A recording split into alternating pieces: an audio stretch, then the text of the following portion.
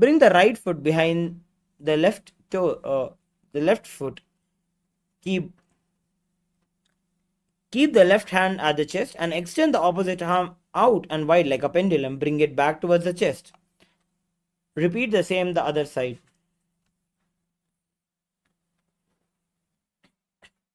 Next, we'll be performing the skeleton dance.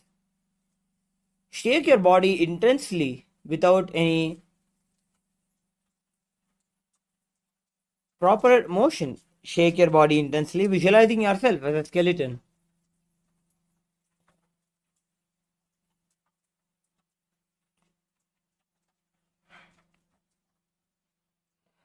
Relax.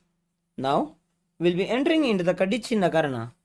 Bringing your legs into the Arimandi position. Bring your hands above the head with your arms crossed and the palms facing backwards.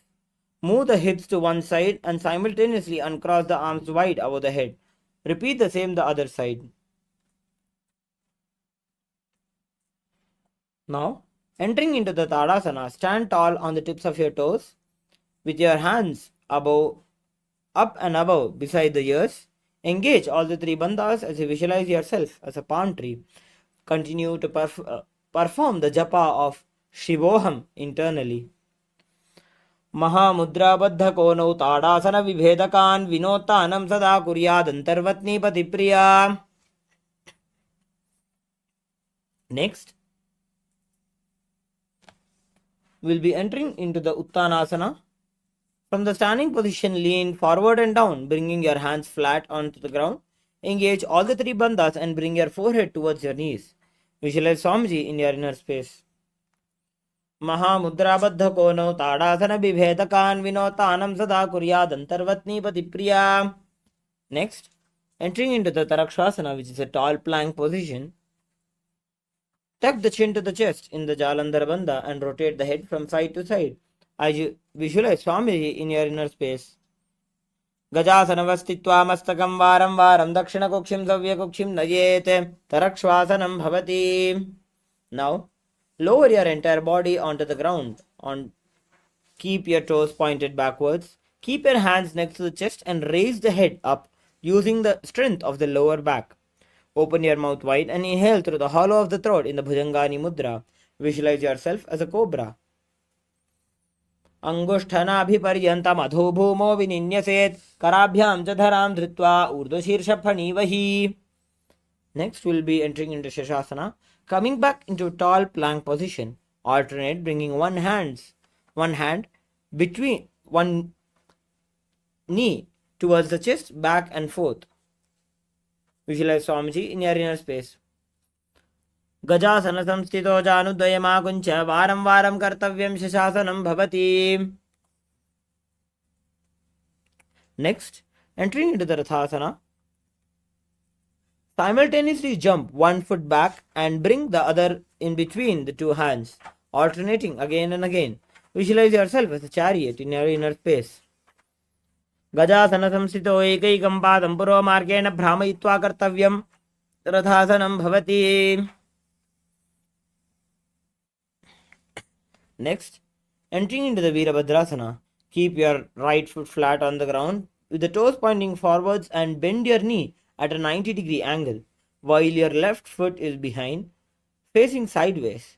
Bring your hands up straight next to your, beside your ears.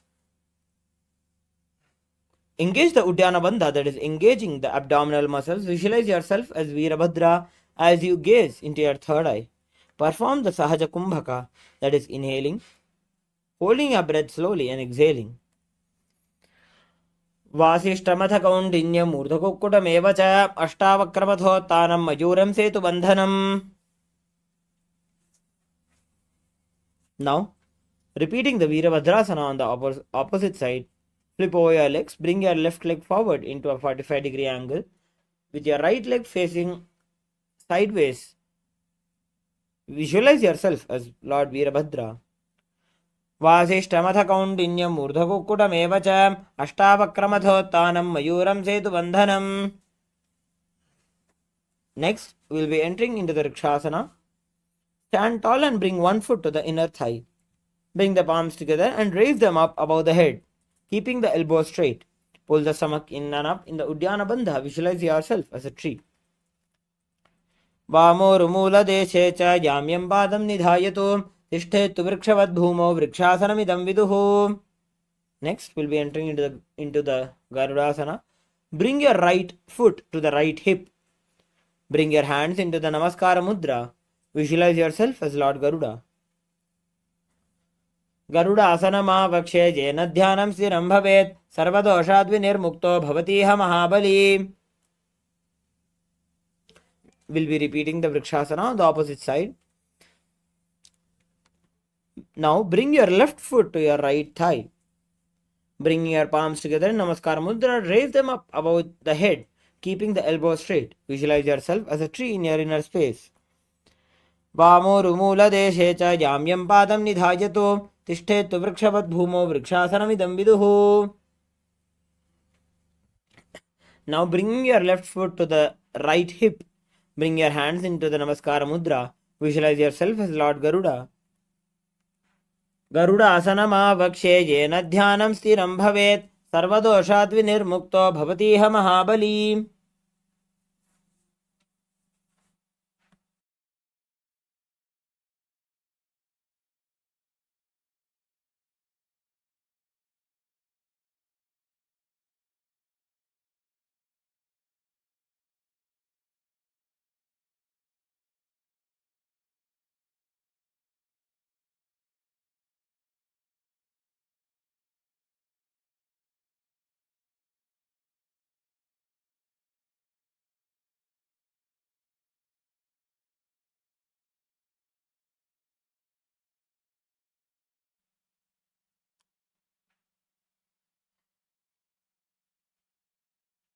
Next, we'll be entering into the Trikonasana.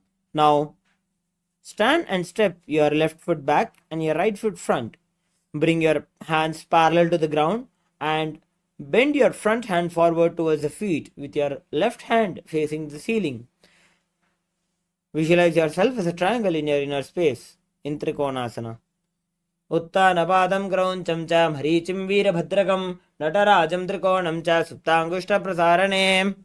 Repeat the Trikonasana on the opposite side, flipping your legs over, bending forward with your right hand facing the ceiling. Visualize yourself as a triangle. उत्तानपादं क्रौञ्चं च मरीचिं वीरभद्रकं नटराजं त्रिकोणं च सुप्ताङ्गुष्ठप्रसारणे. Next, we'll be entering into the Nikuttaka Karana, bringing your hands in the Araimandi position. Bringing your legs into the Araimandi position. Bring your hands into a parallel position in front of your chest. Lift your right heel up and stamp it down while raising the left heel up. As you perform this, bring your hands into a rotatory motion simultaneously. Next, we'll be entering into the Angushtasana. Lower on to the tips of your toes, placing the perineum on the back of the heels. Keep the knees and palms together. Visualize Swamiji in your inner space. Perform the Brahmari Kumbhaka, that is inhaling and exhaling like the buzzing of a bee. Perform the japa Sadashivoham internally. Kabandhasanam ityahuhu gorakshasanam evacha angushtamushtikam nyayam brahma prasaditam tatha. Next, we'll be entering into the Saurasana. Extend your one leg straight out with the heel down and toes up. Keep the fingers down on the ground by the sides with the palms facing forward in the Varamudra. Visualize Swamiji in your inner space. Prasarya ikam padatalam samsthapetveka padakam. Now, with the respective hand, reach forward and hold on to the big toes. With the index and middle fingers, keep the opposite hand on the back heel. Visualizing Swamiji in your inner space. Gulphastito padam ekam prasarya tat padagaram samsprishe tatkarena. We'll be repeating the Saurasana on the opposite side. Bring your left foot front, extend it out with your hands, with your fingers by the sides with the palm facing forward in Varamudra. Visualize Swamiji in your inner space. Prasarya ekam padatalam samsthapitveka padakam. Now we'll be repeating the Vidhunanasana on the opposite side. Extend the respective hand forward and reach on to hold the big toes. Keep the opposite hand back on the heel. Visualize Swamiji in your inner space. Gulbhastito padamekam prasarya tatpadagaram samsprishe tatkaren. Next, you'll be entering into the Brahmajarankushasana. Keep the toes on the ground and place the perineum on top of the heels. Keep some gap between the legs and the back of the hands resting on the knees. Tilt your head down. Engage the Jalandhara Bandha. Tuck your chin to the chest and gaze through the gap between the palms. दो भणा पाणी होए वैसे AD दो गुदानी वैसे कोरबग दल्या की माहिली आइसवा है राशे मिली. Next, entering into the Kapilasana. Drop your knees onto the ground with the toes tucked behind. Sitting with perineum down on the heels. Rest your hands on top of the thighs. Engage the Uddiyana Bandha. Visualize yourself as Kapila Muni as you gaze to the tip of your nose. उभय पगतली समटहरावे तिनको माहिले core मिलावे.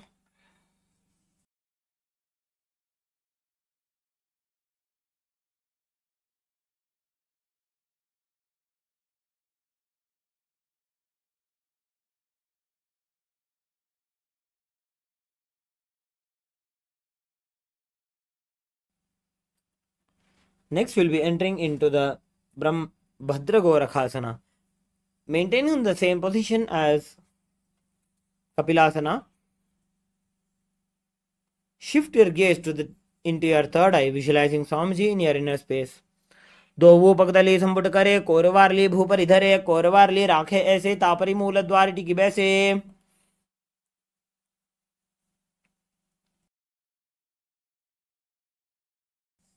Now we'll be entering into the Suryasana. Sit with your toes tucked and perineum placed on the top of the raised heels, bringing your knees off the ground.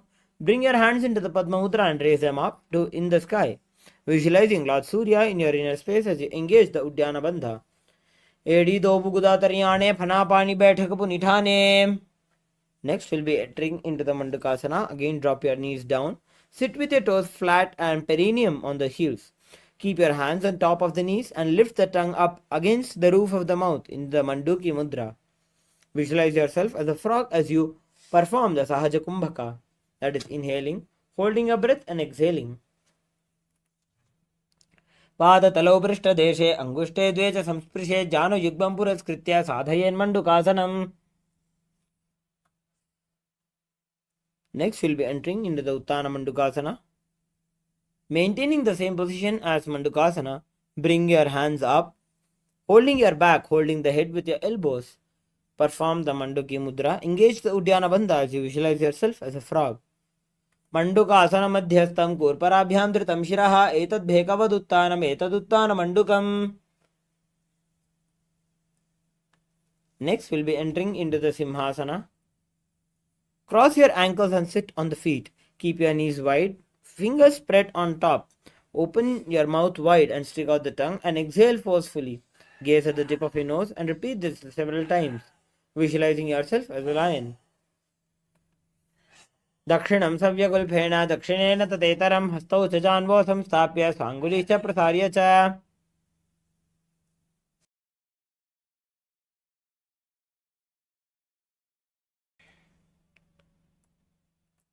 Now we'll be entering into the Bhadrasana. Sit on your heels under the perineum and keep the knees wide. Cross your hands behind your back and hold to the big toes. Apply Jalandhara Bandha and gaze to the nose as you visualize Swamiji in your inner space.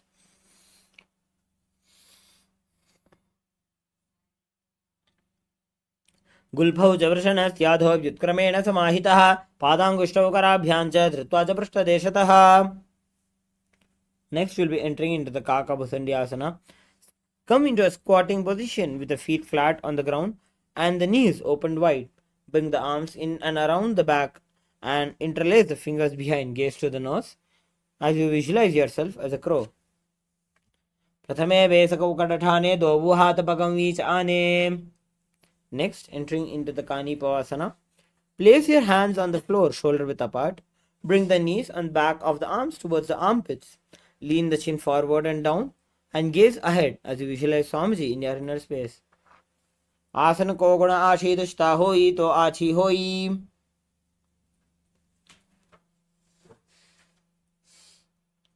Next, entering into the Kapalyasana, which is an inverted posture. We request all the participants who are either pregnant or have any chronic diseases to please avoid any inverted postures in the Dvitiya Vinyasa Krama. Now, entering into the Kapalyasana, bring the top of the head on the ground, forming a triangle between the hands and the head. Bring the knees onto the elbows, hips over the shoulder, and straighten the legs up, gazing to the tip of your nose. Visualize Swamiji in your inner space.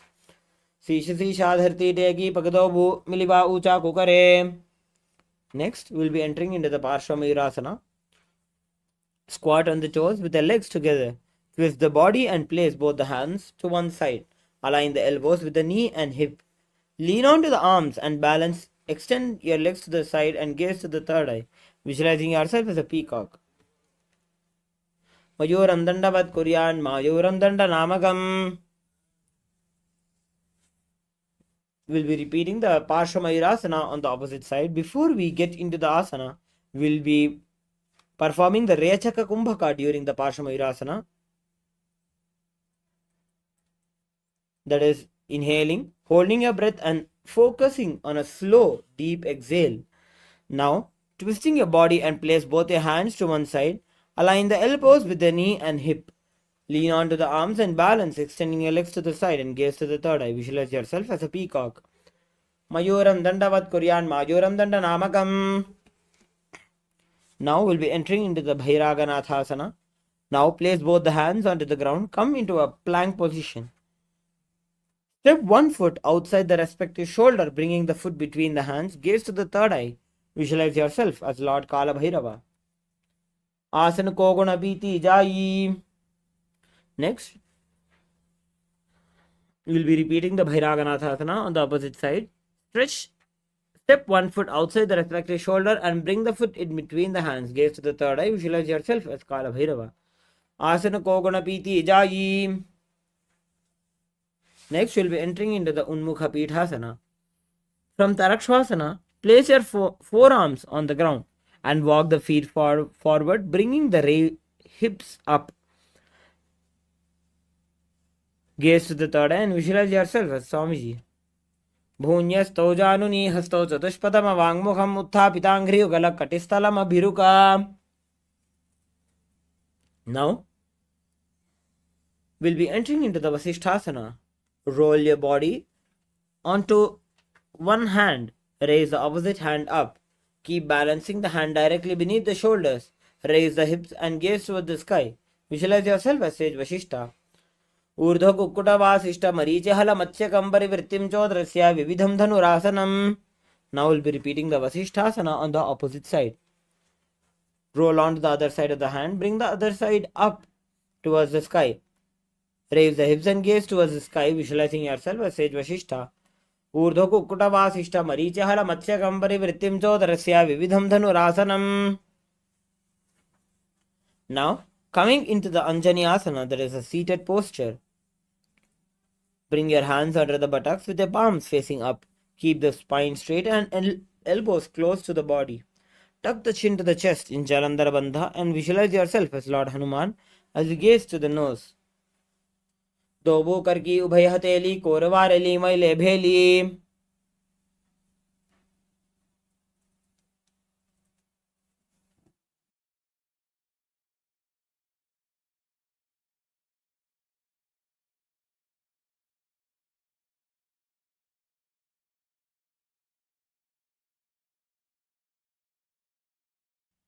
The next asana of the sequence is Paschimottanasana. With your leg extended forward, lean forward and down, hold onto the big toes and Prana Mudra. As you visualize Swamiji in your inner space and perform the Rechaka Kumbhaka, exhale all the way and hold your breath in this position as you perform Mahamudra Bandha Engage all the bandhas internally chanting Paramashivoham. जानो परिललाटन्तो पश्चिमं ताणमुच्यते येन केन प्रकारेण सुगन्धार्यं च जायते. Now, entering into the Ugrasana. Maintain the same position as Paschimottanasana. Clasp your hands behind the head and lean the chest forward and down, bringing the head to the knees. Visualize Kali in your inner space as you perform the japa of Mahasadashivoham internally. स्वपाणिभ्यां दृढं धृत्वा जानोपरि शिरोन्यसेत् आसनोऽग्रमिदं प्रोक्तं भवेदनिलदीपनम्. Next we'll be entering into the Marichi asana. Now sit.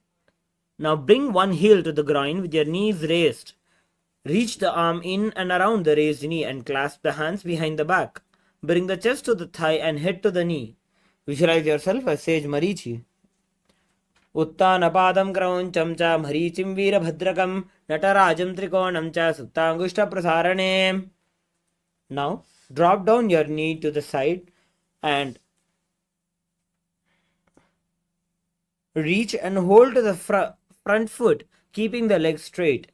Bring the chest forward and down. Engage all the three bandhas. Gaze to the nose and visualize Swamiji in your inner space in Mahamudrasana. महामुद्रां प्रवक्ष्यामि तन्त्रेऽस्मिन् मम वल्लभे यां प्राप्य सिद्धा सिद्धिं च कपिलाद्याः पुरागताः. We'll be entering into the Marichi asana on the opposite side. Now stretching your legs forward, bring your left foot towards your groin and reach your arm in and around the raised knee and clasp the hands behind the back. Bring the chest down to the thigh, head to the knee. Visualize yourself as Sage Marichi. उत्तानपादं क्रौञ्चं च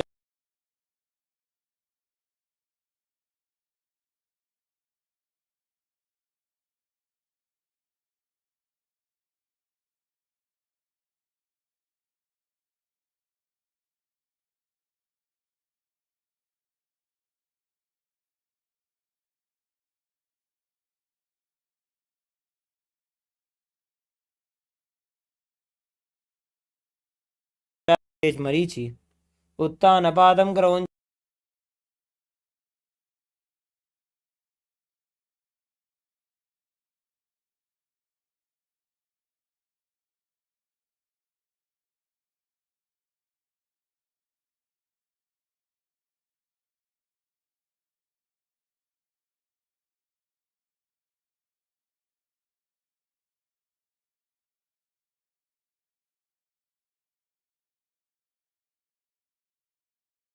च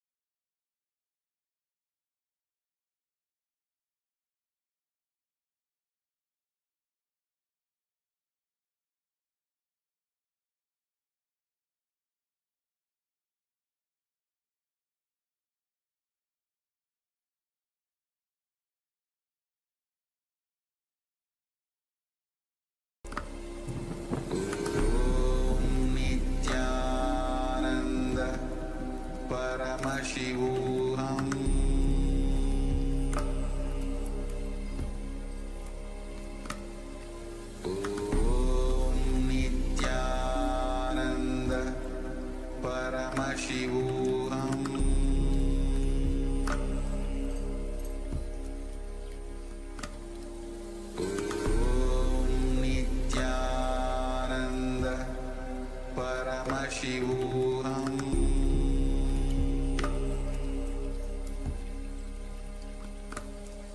Om Nithyananda Paramashivoham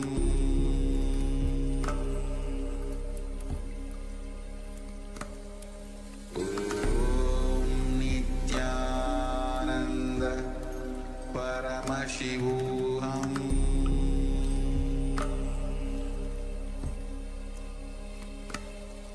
Om Nithyananda Paramashivoham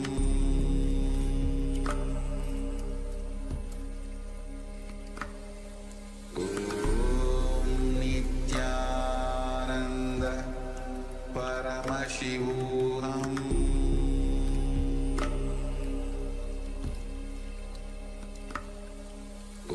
Om Nithyananda Paramashivoham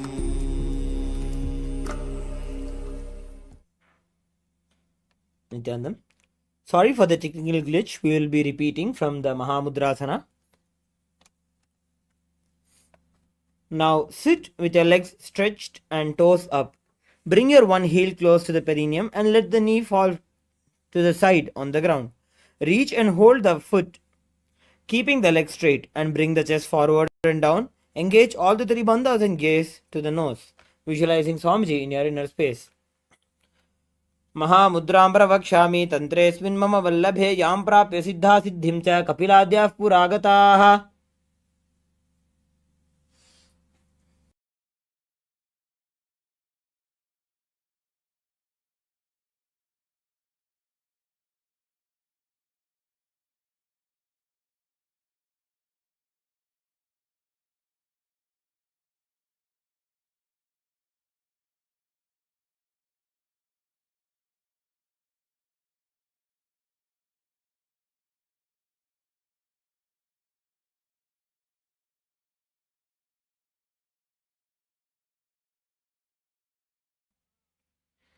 Next, we'll be entering into the Bhadrasana 2.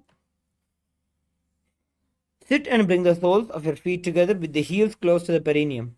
Keep the knees wide and hold the feet firmly. Maintain a straight spine and gaze to the nose. Visualize Swamiji in your inner space.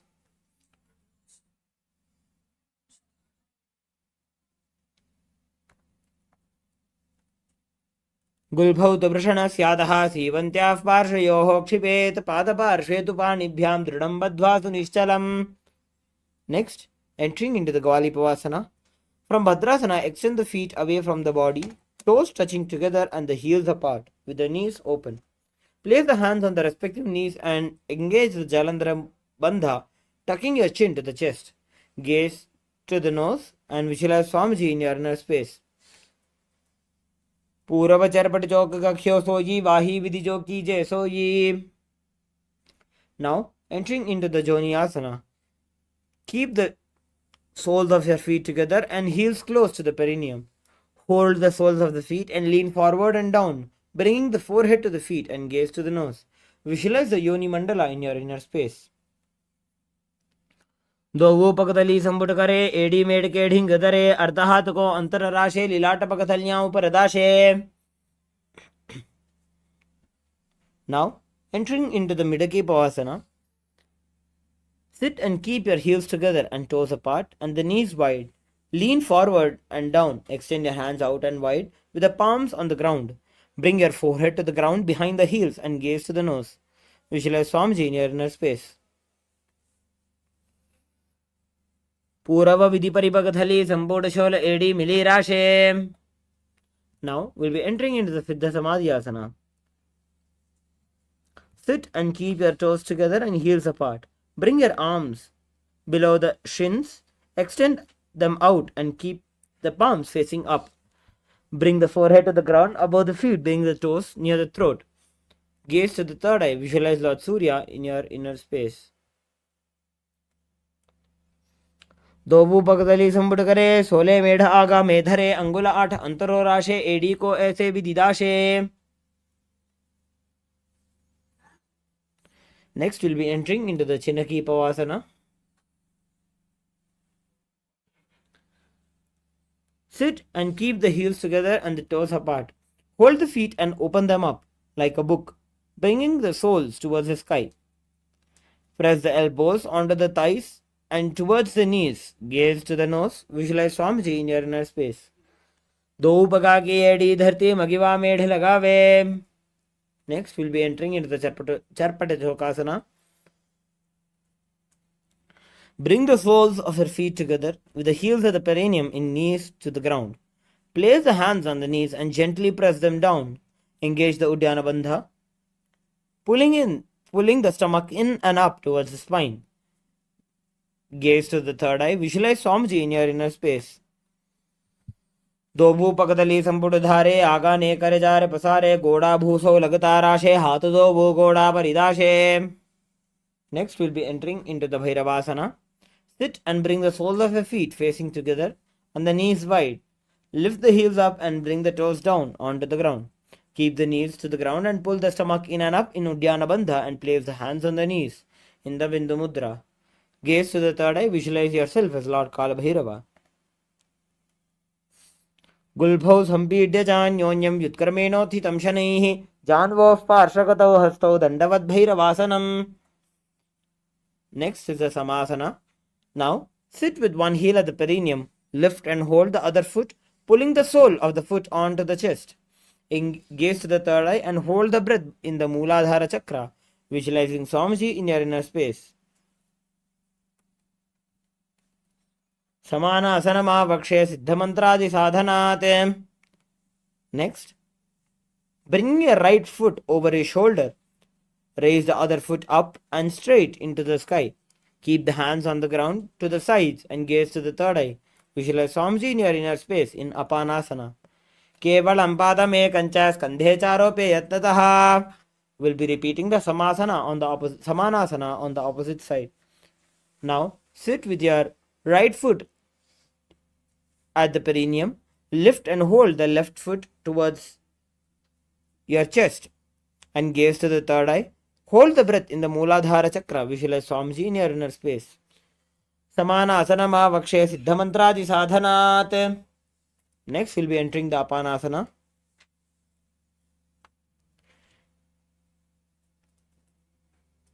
Place your left leg on top of the left shoulder and raise your right foot up towards the sky.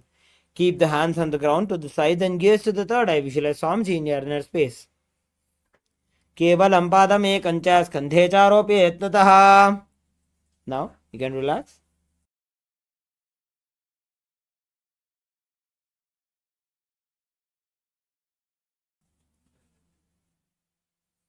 We'll be entering into the Gomukhasana.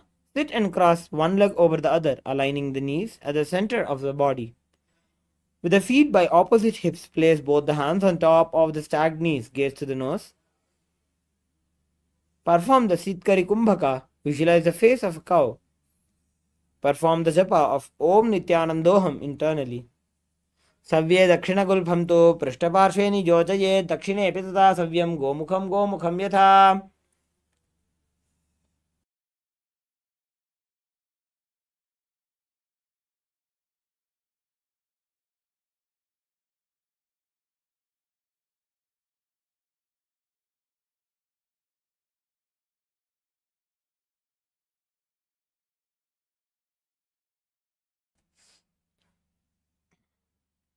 Next, we'll be entering into the Anusuyasana. From the Gomukhasana position, hold the big toes with the index and middle fingers. Relax the shoulders and pull the stomach in and up in Uddiyana Bandha. Gaze to the nose. Visualize yourself as Rishika Anusuya. दक्षिण गोड़ो नीचो ठाने बाबों ताके ऊपर आने गोड़ा संधि मिलावे भारी आड़ा पद बुनि दे संधि पसारी. Next is the Anusuyasana 2. From the Gomukhasana position, interlace your fingers behind the back in Parashamudra. Lean forward and down. Bring the chin over the knees and touch the nose to the ground. Gaze to the nose. Visualize yourself as Rishika Anusuya. Jimana Goda ki sandhi uprida va goda ki sandhi. Next, we'll be entering into the Garudasana. Sit on the ground with one heel pressed against the perineum.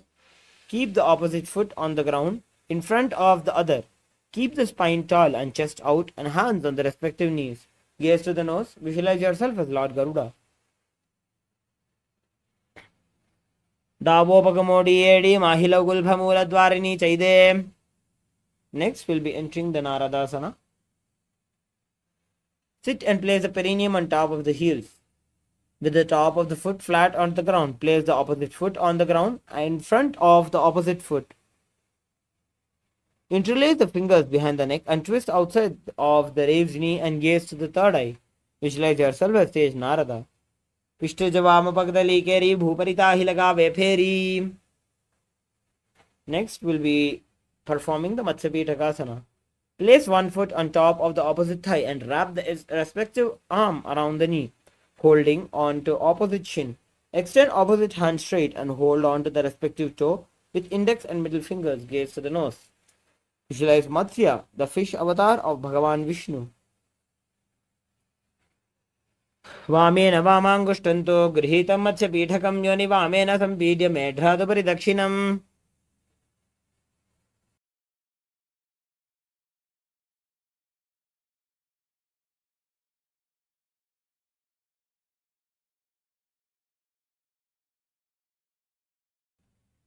Now we'll be repeating the Gomukhasana on the opposite side.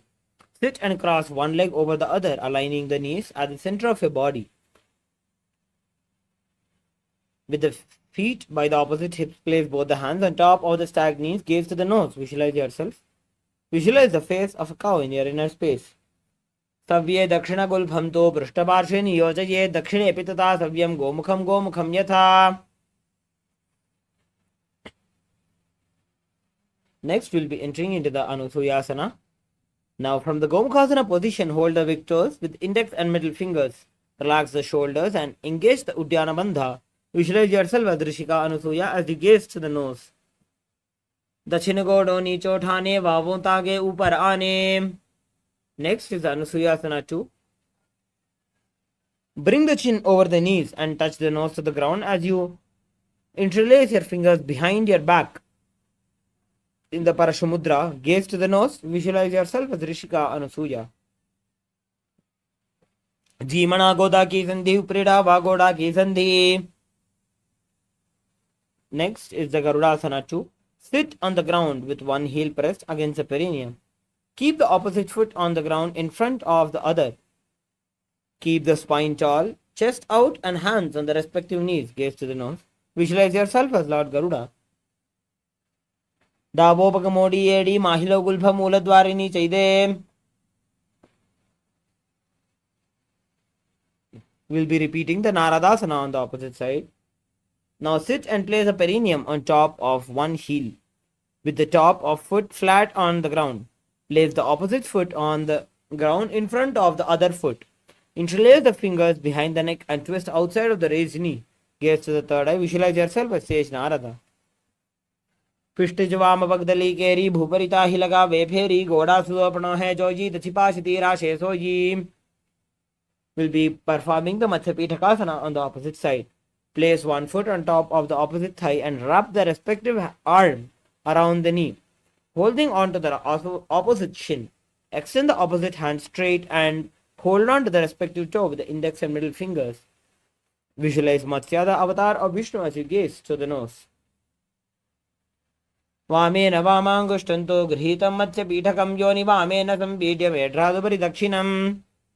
We'll be entering into the Matsyendrasana now. Place one foot on top of the opposite thigh. Place opposite foot on the ground on far side of the opposite thigh. Twist and bring the elbow outside of the raised knee. Keep the raised arm by the neck and turn the head back and gaze to the third eye. Visualize Matsyendranath, a great sage and master of Hatha Yoga. उदरं पश्चिमाभासं कृत्वा तिष्ठति यत्ततः नम्राङ्गं वामपादं हि दक्षजानुपरिन्यसेत्. Now bringing your left hand down to the holding it on to the toes. Bring your right hand up to the ear in Kubasana. Visualize yourself as a camel. Asana ko guna jholo jaye. Then placing your right hand back on the ground, twist your spine intensely. Visualize Matsyendranath, the great sage and master of Hatha Yoga, in your inner space. Matsyendra Beedham Jadara Pradiptim Prachanda Rukmandala Khandanastram. Next, we'll be repeating the Matsyendrasana on the opposite side. Place one foot on top of the opposite thigh. Place the opposite foot on the ground on far side of the opposite thigh. Twist and bring the elbow outside of the raised knee. Keep the raised arm by the neck and turn your head back and gaze towards the third eye. In Matsyendrasana. उदरं पश्चिमाभासं कृत्वा तिष्ठति यत्ततः नम्राङ्गं वामपादं हि दक्षजानुपरिन्यसेत्. Now, bring your right hand to the toes, holding the toes with the index and middle fingers. Bring your left hand to the ear. Visualize yourself as a camel. आसन को गुण झोलो जाए. Dropping your left hand back down. Twist your spine intensely in Matsyendrasana 2. Matsyendra Beedham Jadara Pradiptim Prachanda Rukmandala Khandanastram.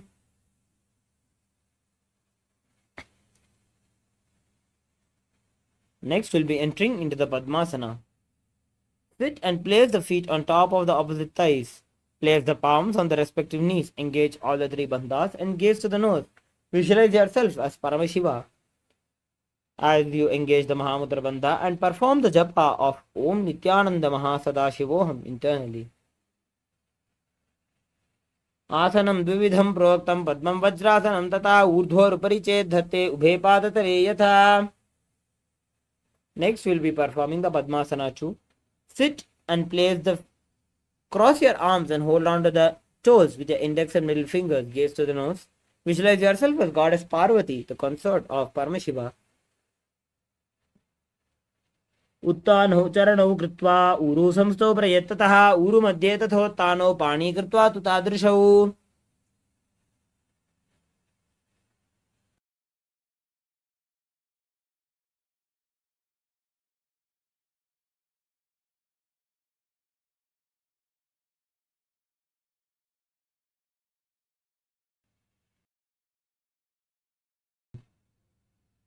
Next, we will be entering into the Kukkutasana.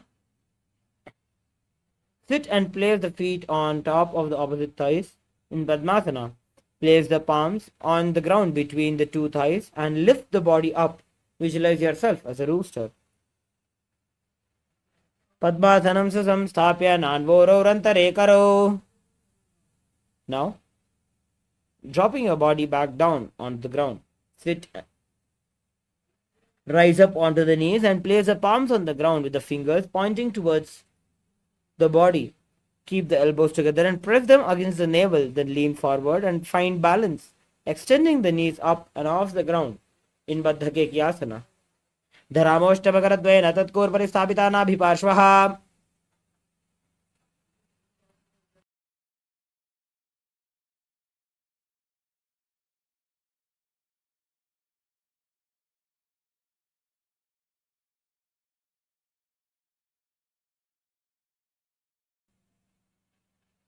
Next, we'll be entering into the Mayurasana.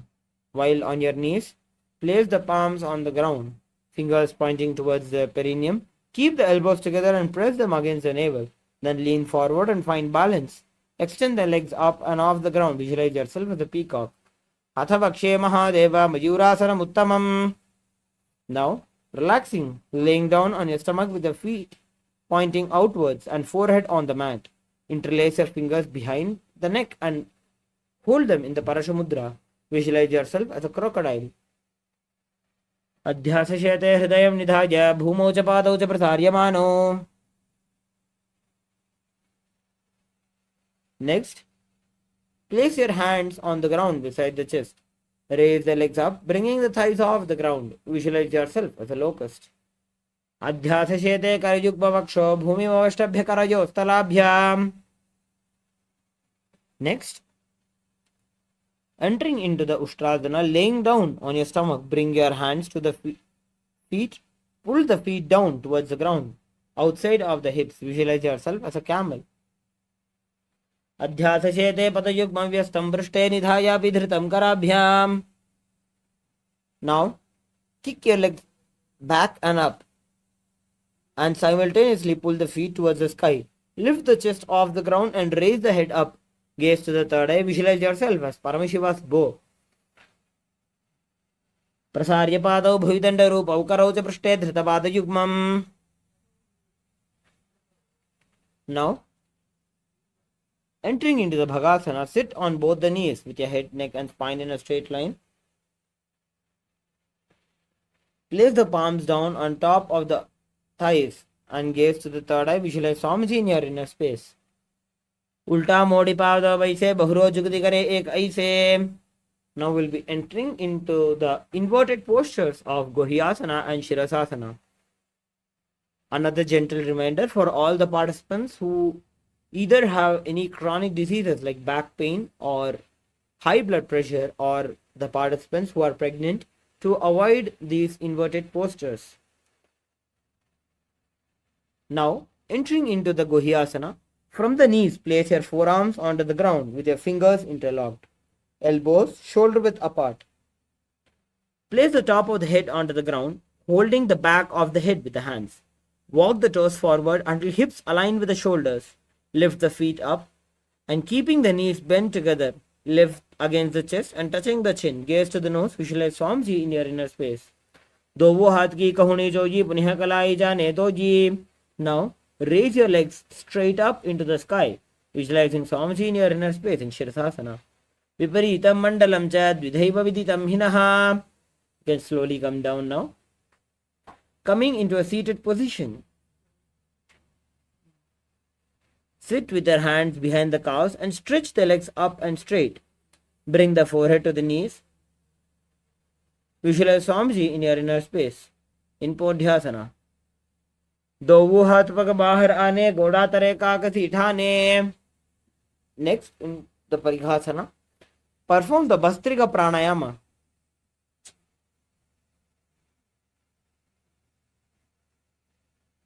Next, in the Parighasana, perform the Bastrika Pranayama, which is rapid inhalations and rapid exhalations.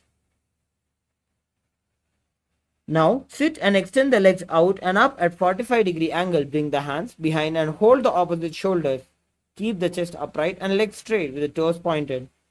Visualize yourself as a mace as you gaze into your third eye. Uttana shayanam kritva padau militva prasarya. Now, sit and extend the legs out and up at a 45-degree angle. Bring the elbows down onto the ground beside the hips. Keep the chest upright and legs straight and toes pointed in Naukasana. Uttana shayanam kurparabhyam bhumim vaschabhya hastau nitammam nidhaya. Now, next is the Rudrasana. Sit and lift the feet up. Scoop the hands under the heels and pull the feet towards the chest. Keep the spine straight and gaze to the nose. Visualize yourself as Lord Rudra in Rudrasana. Pagathali samputakari hatasya upaka uchayi. Next, lay down on your back with the feet flat on the ground. Place the palms down and fingers just touching the back of the heels. Lift the hips up and high, pressing the feet into the ground. Engage the Jalandhara Bandha, tucking your chin to the chest and gaze to the nose. Visualize Swamiji in your inner space. Urdhve chajanuni kritva shavitvordhva mukham tatha. Next, finally, entering into the Shavasana. Lay down on your back with the palms facing upwards. Completely unclutch from any micro movements in your body. Let the body remain dead. Visualize the body is dead and the supreme body of Hinduism is liberating you in Shavasana.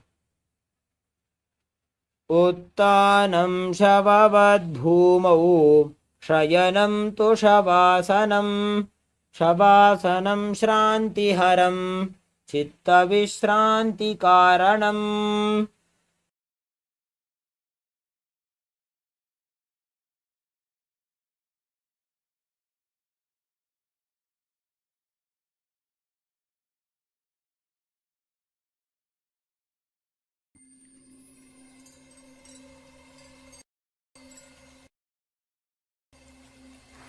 Welcome you all with my love and respect. Let you all open all your three eyes. Om Nithyananda Paramashivoham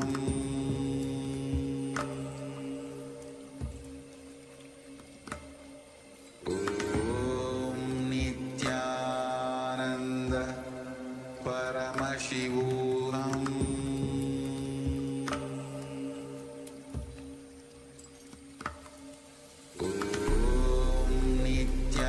Nithyananda Paramashivoham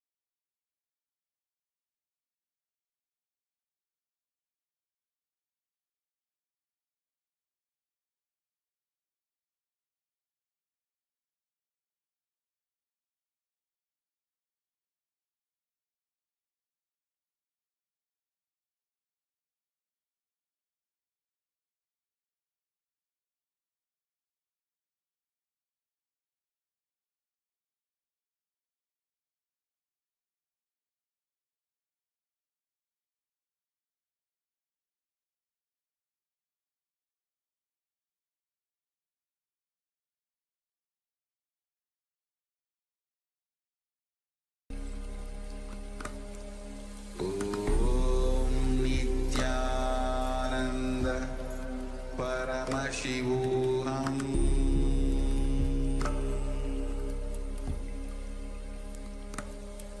Om Nithyananda Paramashivoham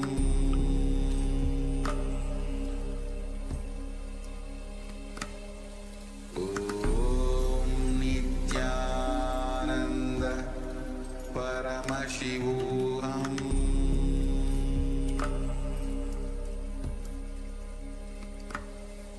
Om Nithyananda Paramashivoham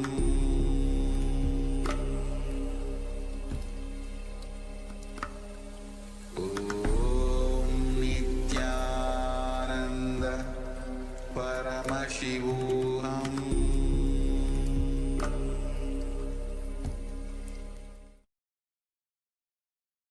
Now, slowly return to your physical body. Wiggle your fingers and toes, your wrists and your ankles, your elbows and your knees. Pull your knees up towards your chest. Rock your body from side to side, slowly returning to a comfortable seated position.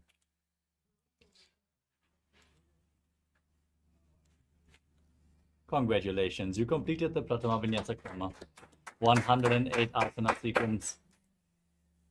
With this, we're going to conclude today's Nithyananda Yoga session for the Paramashivoham Level 1 participants. Thank you all so much for joining. The next Acharya is going to continue with the next session very soon. For the Paramashivoham Level 2 and 3 participants,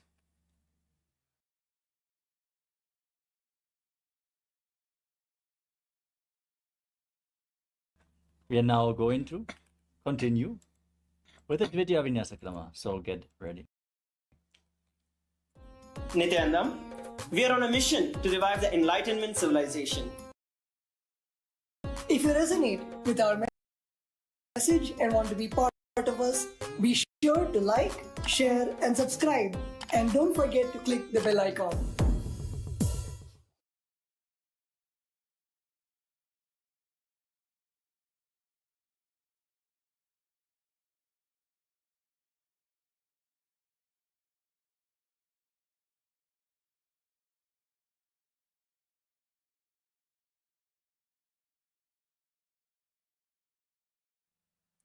Yes. Now let us get ready for the next asana of the sequence, which is Yathasana Ishtasana. Now sit in a posture that brings ease to your physical and mental space. Any posture is fine, as long as it's comfortable for you.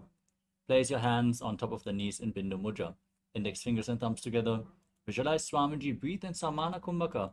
Inhale deeply into your stomach. Hold your breath and visualize the fire being kindled in your navel as you perform the Mula Bandha and internally chant Om Nithyananda Paramashivoham. पर्यङ्कं तत्समाख्यातं यथसंस्थं यथा स्थितिः. Next up is Samasana. From a cross-leg position with your hands on top of the knees in Bindu Mudra, visualize Swamiji and start inhaling and exhaling deeply again and again as you perform Samana Kumbhakam.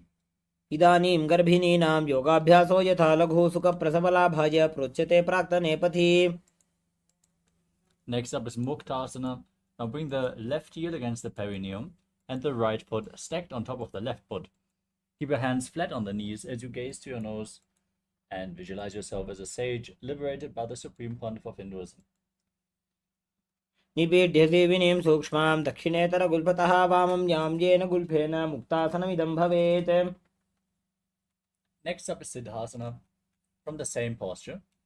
Now gaze up towards your third eye and visualize Swamiji in your inner space. स्थानोत्संयमितेन्द्रियो चलदृशा पश्यन् भ्रुवोरन्तरं चैतन्मोक्षकपातभेदजनकं सिद्धासनं प्रोच्यते.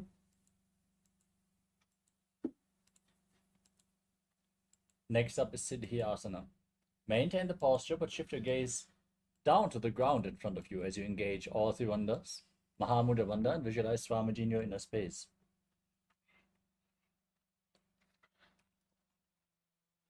वामपादके इडीजानो सीवनिमधितासकोठानो. We move on to Rudrasana 2. As you keep your hands on top of the knees in Bindu Mudra, gaze up towards your third eye and visualize yourself as Lord Rudra. वामचरण परिदक्षिण राखे एक जुगति ऐसे विधि दाखे. Next up is Santadunasana. Maintain the posture, shift your gaze down to your nose, and embody tranquility and an unshakable nature. आसन की गुण मन की चन चलता मीटे. Next up is Siddhasana 2. Now bring your hands in front of your navel, cup one palm over the other, and visualize Swamiji as you keep your hands in Samputa Mudra, the lotus mudra, resembling a closed lotus flower. ऋजुकाय समासीन सिद्धासनमुदीरितं प्रसार्य भुवि पादौ तु दोर्भ्यामङ्गुष्ठमादरात्.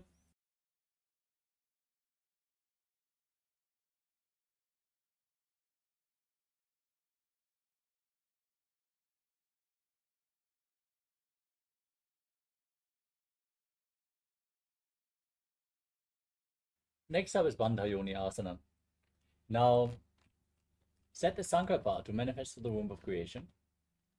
As you inhale all the way, hold your breath, and then lock your 5 senses with your hands. Bring your little fingers to the mouth, the ring fingers closing the nostrils, middle and index fingers closing your eyes, and the thumbs closing your ears in Bandhayoni Asana. यत्र मध्ये महादेव बन्धयोन्यासने शृणु यत्कृत्वा खेचरो भूत्वा विचरेदीश्वरो यथा. Next up is Virasana. As you place the right foot onto the left thigh and the left foot below the right thigh, keep your hands on top of the knees in Bindu Mudra and embody the state and space of bravery. एकं पादमथैकस्मिन् विन्यस्योरुणि संस्थितः इतरस्मिंस्तथा चोरुं वीरासनमुदीरितम्.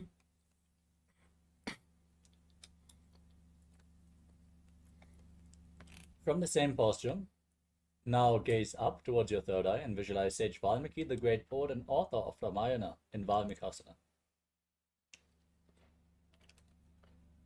दावा पग की पगथली पुनि एड़ी है जोय.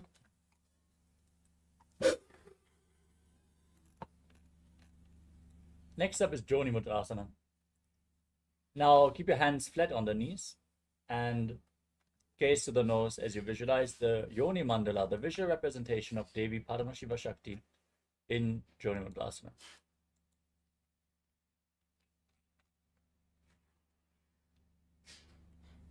वामपाद की पगतली जाहि माहिली core.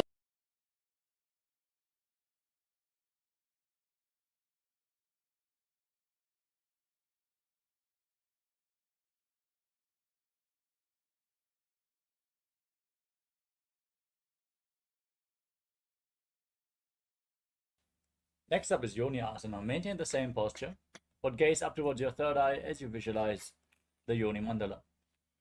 योन्यासनं पर्वतेन योगं योगफले नीलं तत्कालफललं तावत् खेचरो यावदेव हि.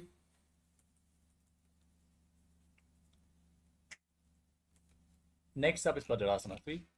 Now bring the soles of your feet together in front of your body, heels close to your perineum. Interlock the fingers around the feet as you pull your knees down towards the ground. Gaze to your nose. Pull your stomach in and up in Uddiyana Bandha and visualize yourself as Lord Vidabhadra. गुल्भौ च वृषणस्यादः सीवन्त्याः पार्श्वयोः क्षिपेत्. Next up is Aghorasana. Now keep your left hand on the left knee and cover your mouth with the right hand. Close the left nostril with the index finger. Inhale through the right nostril. Then close your right nostril. Hold your breath. After holding the breath, exhale through the left and then inhale through the left again. Hold the breath. Exhale through the right in Abhyantara Kumbhaka as you push your tongue up in Khechari Mudra. Eat the tongue along the nasal tract if you can. Gaze to your third eye and visualize yourself as an Aghori. पूर्वक हो भिश्रिका जोजी वाही विधि जो की जय sooji. Next up is Kanari Pavasana. Now separate your heels and place your elbows down on the heels. Rest your chin on your hands. Gaze to your nose. Pull your stomach in and up. Exhale all the way. Hold your breath in Nidechaka Kumbhaka. And visualize yourself as a female elephant drinking water in Kanari Pavasana. वाली पाव आसन का क्यों है जैसे Yahoo में जाने विदिते से. Next up is Padasana. Raise your knees, bring your arms in between the legs, and interlock them in front as you lift your feet off the ground. Gaze to your nose and visualize Swamiji. ततोर्ध्वं रेचयेत् वायुं मृदुनिश्वास संयुतम्. Next up is Gopi Chandasana. Now hold on to the feet and lift them against your chest as you keep your fingers interlocked. Gaze to your nose and rest your chin on the hands as you embody the state and space of a king. पूरब विधिपका का अंगूठा कंठकूप राशे. Next up is Udarasana. Now bring your hands, scoop your hands underneath the feet and interlock them around the toes as you lift your feet against your chest. Gaze to your nose and visualize your body free from any defects. पूरब विधिपका का अंगूठा कंठकूप राशे. Now lift your feet even higher in front of your face as you visualize yourself excelling in everything in Vishishtasana.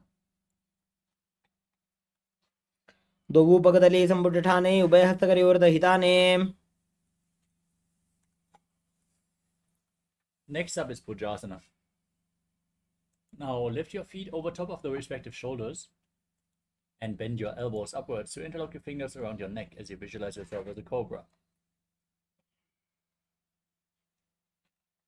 शिरासनं तु विज्ञेयं कक्षासनमतः परं ग्रीवासनं च परमं भुजासनमिहोच्यते. Now bend your elbows down, keep your legs over your shoulders and interlock your fingers behind your back as you gaze to your nose and visualize yourself as a beautiful, auspicious goddess in Kalyanasana. दोवु हाथ पगम नीच आने तिनको घोड़ा नीचे ठाने. Now place the top of the left foot on the mat and sit on the left heel.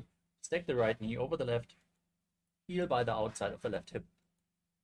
Your hands on opposite knees. Gaze forward in Vaishnavi Mudra without focusing on anything external. Focus only on the object within. As you visualize yourself as an elegant swan, breathe in Ujjayi Pranayama, make an ocean-like sound with your mouth on the in and exhalation in Sankatasana. वामपादं चितेर्मूलं सन्यस्य धरणीतले पाददण्डेन यां येन वेष्टयेद्वामपादकम्.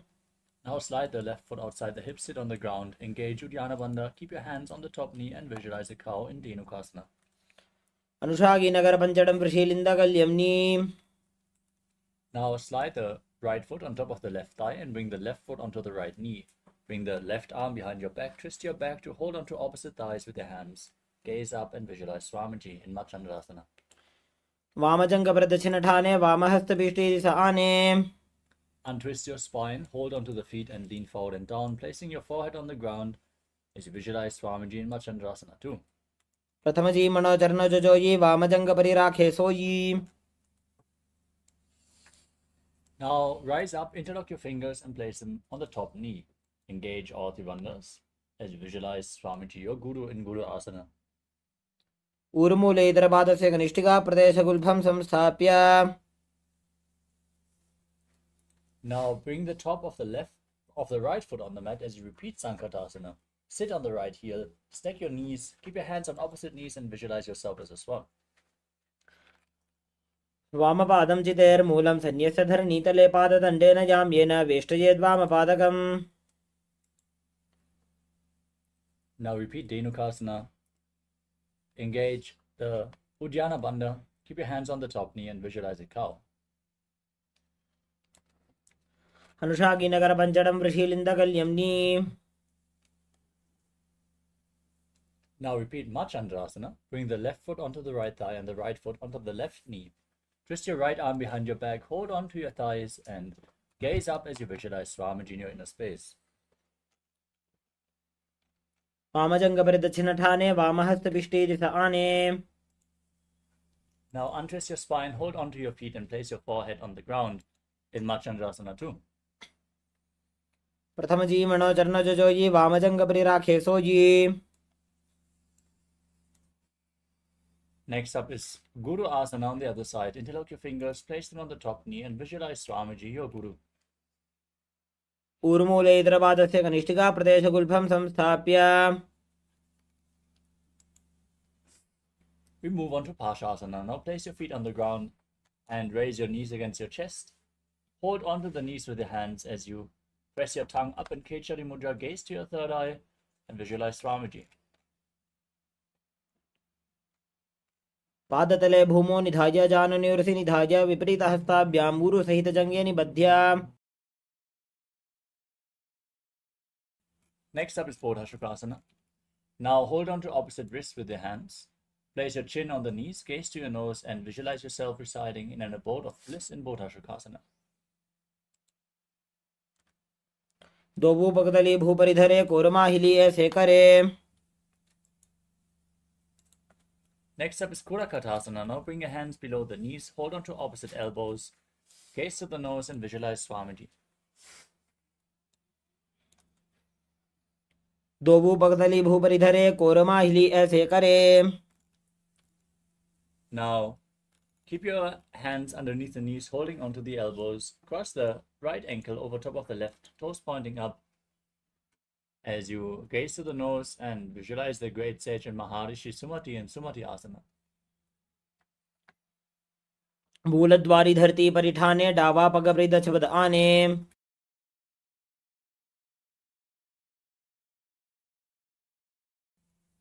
Next up is Dandasana. Now extend your legs out in front and raise your arms up above your head. Interlock your fingers with the wrists pointing outwards as you engage all Tribandhas. Gaze to the nose and visualize Swamiji in Dandasana.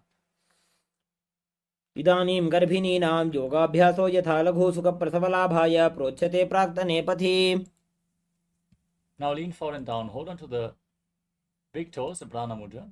As you bring your head to the knees, breathe in Nadi Shodhana. Inhale through one nostril and exhale through the other, alternatingly without the support of your hands. As you visualize Swamiji in your inner space in Arambhasana. दोवू पग मिलिवा पसारी पगा का अंगूठा पकड़ी लटकोड़ा लगावे. Next up is Pidokasana. Now separate your feet and slightly raise your knees. Bring your arms underneath the shins and hold onto the soles of your feet from the outside. Gaze to your third eye as you visualize Swamiji in your inner space. प्रथम बैसी दो पाव पसारी कचक उर्द को कुरडो डारे. Next up is Jalandhari Pavasana. Join the soles of your feet and bring your arms underneath the shins. Keep your palms facing up, elbows on the ground, and rest your face on the heels. As you gaze to your nose, visualize Swamiji in your inner space. दो वेड़ी में लिखे दीजिए हाथ पसारी. Next up is Urdhva Paschimottanasana. As you keep your legs extended,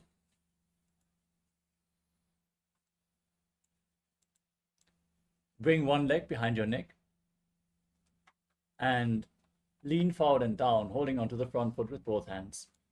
As you visualize Swamiji in your inner space, breathe in Pratyahara Pranayama. Visualize that the prana within your body is flowing upwards through the 9 points as revealed by Mahadeva. पश्चिमतानवत् संस्थितिं कृत्वा एकं पादं ग्रीवायां धृत्वा तिष्ठेत्. Now lean back with the leg behind your neck. Hold onto the foot with the opposite hand. Gaze to your nose and visualize you are infinite, endless, eternal in Anantasana. उत्तानशयनी एकैकं पायी ग्रीवायां विन्यस्य.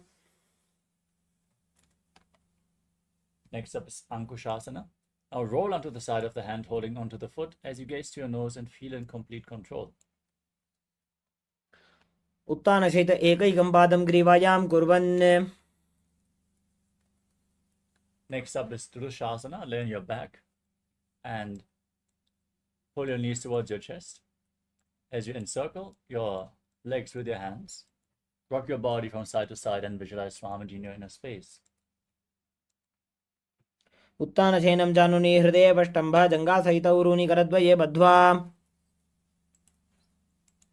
Now repeat Urdhva Paschimottanasana on the other side.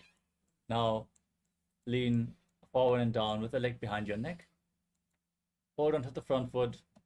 Breathe in Pratyahara Pranayama. Focus on the prana flowing through the 9 points of your body, which are the soles of the feet, the regenerative organs, the navel, the heart, the throat, the uvula, the center of the eyebrows, the top of your forehead, and the tamaranda, the crown of your head. पश्चिमतानवत् संस्थितिं कृत्वा एकं पादं ग्रीवायां धृत्वा तिष्ठेत्.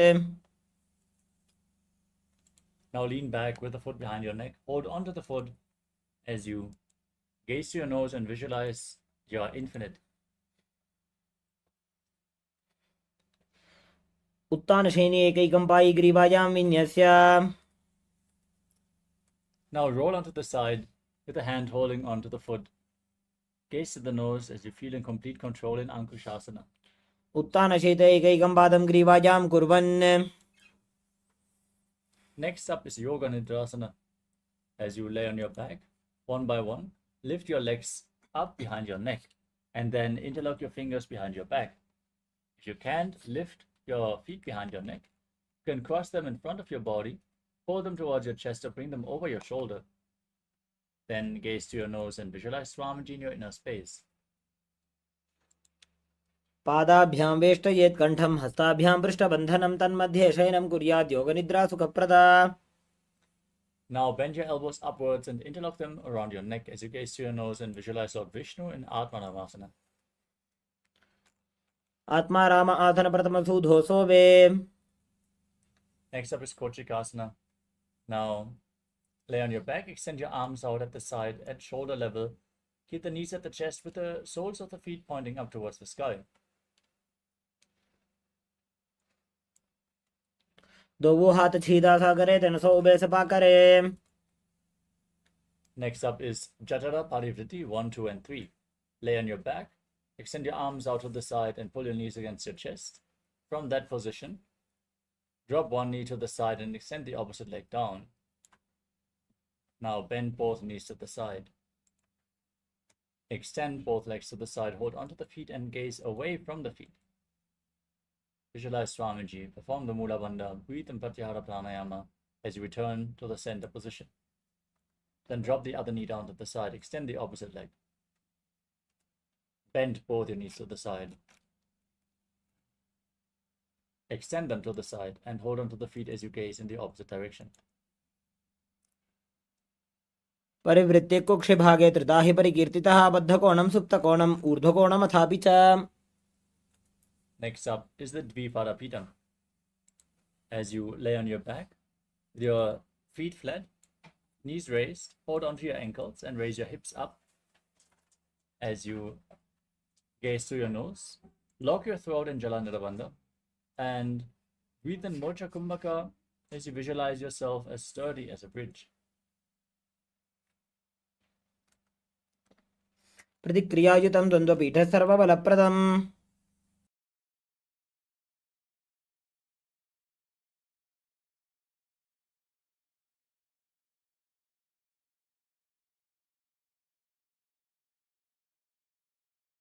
Next up is Paryankasana.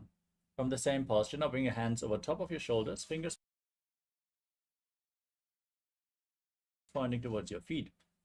And then lift your entire body off the ground. Push your hips up high. As you breathe calmly through your nose in Sahaja Kumbhaka, visualize yourself as sturdy as stone furniture. उत्तानस्य नमस्ततलाभ्यां भूमिमष्टभ्य पादतलाभ्यां भूमिं धृत्वा.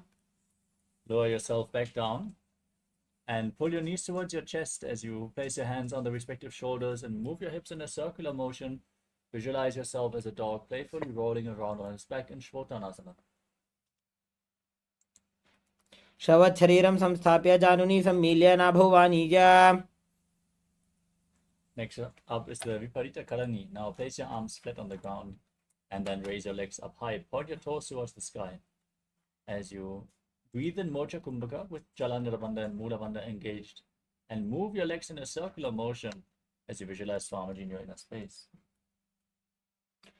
भूतले सशिरो दत्त्वा खेनये चरणद्वयं विपरीतकृतिश्चैषा सर्वतन्त्रेषु गोपिता. Now stop the movement of your legs. Point your toes up. Be stable and sturdy in Viparita Karani too. Karni विपरीताख्या सर्वाधिव्याधिनाशिनी नित्यमभ्यासयुक्तस्य जाठराग्नि विवर्धनी. Now drop your toes down over top of your head, touching the ground as you interlock your fingers behind your back Push your hands into the mat and visualize yourself as a plow in Langalasana. नरकासने स्थित्वा नासिकाप्रदेशे भूमौ पादपृष्ठे स्थाप्य. Now, raise your arms over top of your head and hold on to the feet. As you breathe in Jalandhara Bandha, visualize Lord Paramashiva and internally chant Om Nithyananda Paramashivoham, as this is one of the 84 asanas revealed directly by Lord Paramashiva himself, Shaita Paschimatanasana. तानं शयित्वात् कुर्वीत शयितपश्चिमतानकम्. Next up is Supta Konasana. From the same position, now separate your feet. Bring your hips over top of the shoulder level for balance as you visualize Swamiji in your inner space. परिवृत्ति कुक्षिभागे धृता हि परिकीर्तितः. We move on to Chakradasana. Bring your feet back together, hold onto your ankles, and then roll onto your back as you visualize yourself as a chakra, a wheel. शवासनस्तद्वौ पादौ कुर्यान्मस्तकतः परो व्युत्क्रमेण ततः शीघ्रम् एतत् सर्वस्य साधनम्. Next up is Supta Prasarita Parangushtasana.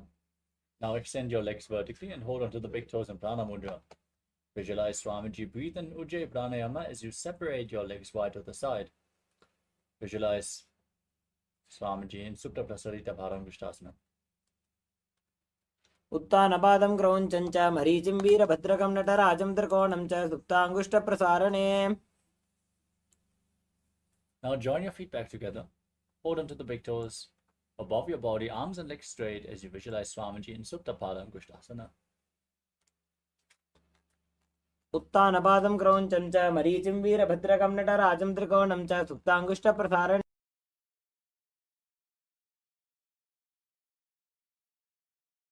Next up is Matsyasana. From the same position, cross your legs into Padmasana and then lay on your back with your knees on the ground. Bring your arms over your head. Hold on to opposite elbows as you gaze to your nose and visualize Matsya, the fish avatar of Lord Vishnu. मुक्तपद्मासनं कृत्वा उत्तानशयनं चरेत् कूर्पराभ्यां शिरो वेष्ट्या मत्स्यासनं तु रोगः.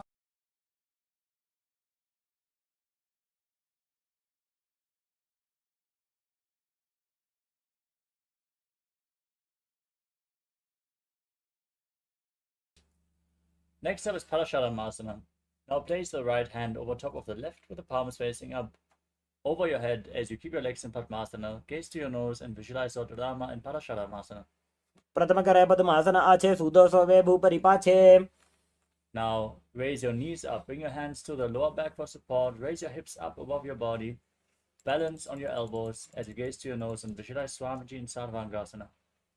अथवा क्षेत्र संक्षेपात् सर्वांगासनम् उत्तमम्. Next up is Vrishikasana. Lay on your back, place one foot onto the opposite thigh, and lift the opposite knee towards your chest. Extend your arms above your head, hook the fingers forward, lift your chin to the chest as you gaze to your third eye and visualize yourself as a scorpion.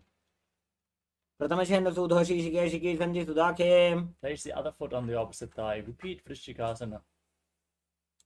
प्रथमशेन सुधोषि शिकेशिकी सन्धि सुदाखे. Next up is Vrishabhadakshipasana. Interlock your fingers around your neck and lay flat as you lift both your legs up and alternate pulling one knee in towards your chest. Breathe through your nose as you visualize Swamiji. उत्तानशयनं कृत्वा अङ्गुलिभिक्कन्द्रां बद्ध्वा. Now place your hands next to your hips and lift your knees towards your ears again and again as you visualize Swamiji in Marutanasana. श्रोतानवत् संस्थिति कृत्वा जानुद्वयं पर्यायेन कर्णयोः संस्पृशेत्. Next up is Vrikasana. Lay on your back and then place your feet flat. Stand up and lay back down again and again, visualizing yourself as a wolf. उत्तानशयनं कृत्वा पादतलाभ्यां भूमिं धृत्वा. Next up is Lutasana. As you lay on your back, kick your legs over your body and roll over completely again and again as you visualize Swamiji in your inner space. Finally, end in a prone position on your stomach. उत्तानशयनं पादौ शिर उल्लङ्घ्य. Next up is Sadatasana. As you lay on your stomach with your hands by the shoulders. Contract your lips and make a whistling sound like a flute on the inhalation. Visualize yourself as a chariot carrying warriors into a battle for Dharma on your chariot back. नित्यशयनं कृत्वा नाभिं भूमौ निधाय. Now push your body into a plank position and jump your feet forward and backward. as you visualize yourself transcend body and mind in Deha Ulanganasa. निब्जं शयनं कृत्वा नाभिं भूमौ निधाय From a standing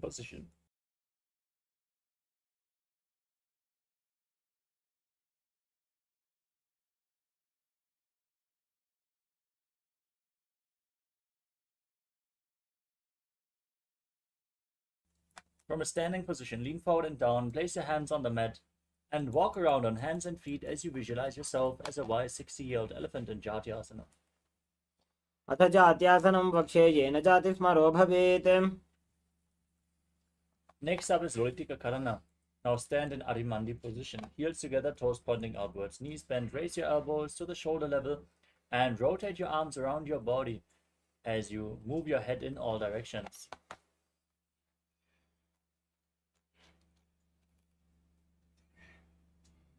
Next up is Sarvasana. Now tie your feet with a rope if you have a rope available, and then stand erect on the mat like a rod. Keep your hands at the side of your hips, elbows close to your waist. Visualize your Kundalini Devi raising and curling upwards around your body. अथ सर्पासनं वक्ष्ये वायुपाणाय केवलम्. Next up is Ushtrasadhanasana. Now lean forward and down and step your toes onto your fingers as you clench your hands into fists. Walk around on the mat, visualizing yourself as a camel. मुष्टिकनिष्ठिका प्रदेशेन भूमौ निधाय उपरि पादतले संस्थाप्य. Next up is Ashvasana. From the same position, hold your toes from the outside. Walk around, visualizing yourself as a horse.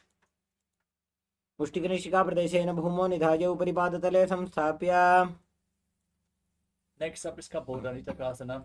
Stand with your heels touching, interlock your fingers in Padusha Mudra behind your back as you pull your hands down towards your calves. Open your chest, tilt your head back, visualize yourself as a soaring bird diving.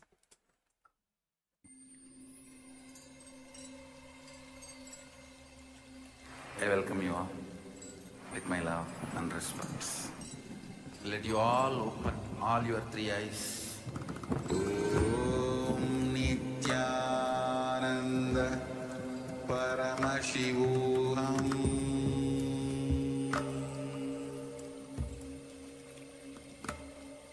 Om Nithyananda Paramashivoham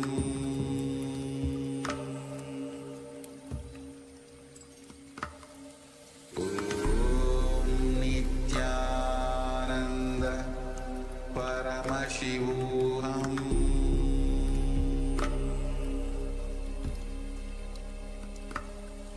Om Nithyananda Paramashivoham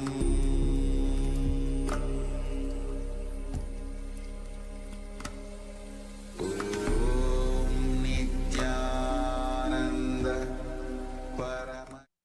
Nithyananda. Sorry for the technical glitch. Let us now continue with Kapota Nitakasana. Stand with your heels touching and interlock your fingers behind your back. Pull them down towards your calves. Open your chest, tilt your head back as you visualize yourself as a soaring bird diving in rapid speed. Breathe calmly through your nose. पादतले भूमौ निधाय पृष्ठभागेन हस्तौ जङ्घापर्यन्तं नीत्वा कपोतनिटकं भवति. Next up is Tala Pushpa Putam Karana. From Arimandi position, join your hands in Namaskara Mudra and bow down to one side. Open your hands and raise the respective heel as you visualize yourself holding a bouquet of flowers and offering it to Paramashiva.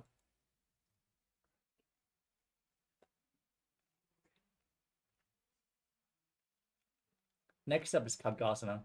Now stand, visualize yourself as a rhinoceros and gaze to your nose as you lay down on your stomach. Then jump your feet towards your hand and stand. Join your hands in Namaskara Mudra, resembling the horn of the rhinoceros. आसनं कृत्वा पादतलाभ्यां भूमिं धृत्वा. Next up is the Uttanottanam. Now hold weights and squat down and stand back up again and again as you gaze to your nose and visualize Swamiji in your inner space. सरलं स्थित्वा ऊर्ध्वं बाहु नयेत्.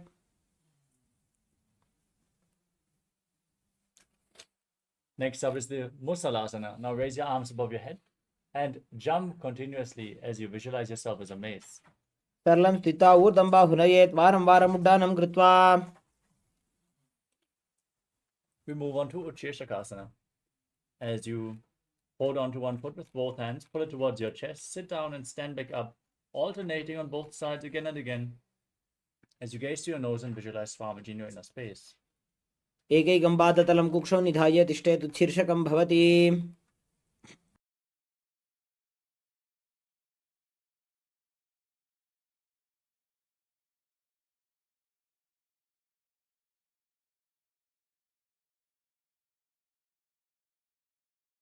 Next up is Parshvajanukarana. Now stand with the toes of one foot pointing out to the side and lift the other knee up towards your chest and circle it with your arm and hold the hand in a fist as you place the other hand on the respective inner thigh with the fingers pointing inwards.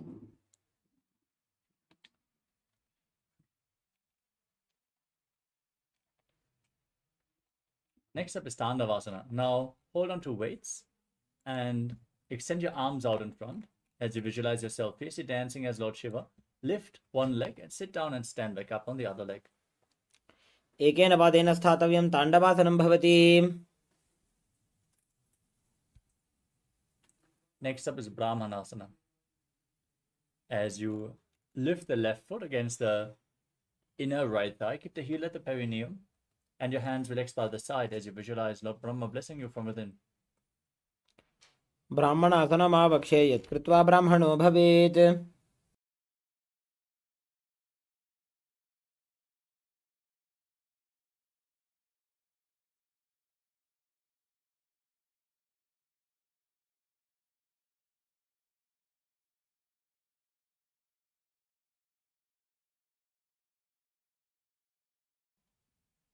Next up is Garudasana 3.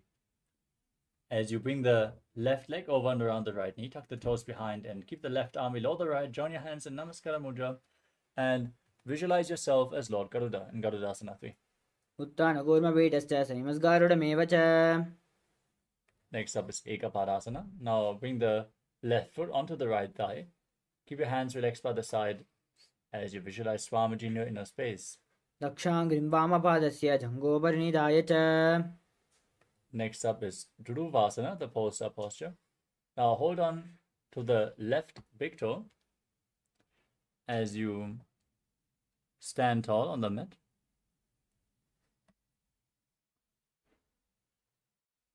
Then extend the leg out to the side and rotate quickly on the standing leg as you visualize yourself as the North Pole star. एकेन हस्तेन दण्डरूपस्य एकस्य पादस्य अग्रं धृत्वा. Next up is Trivikramasana. As you lift one leg behind your neck, stand tall, sit down and stand back up. Perform the 3 steps of Lord Vishnu as you visualize Lord Vishnu blessing you from within.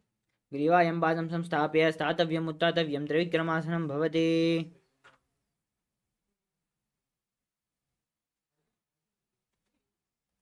Next up is Parshvajanukarana on the other side. Now lift the other leg towards your chest and circle with your hand. Place the other hand on the inner thigh.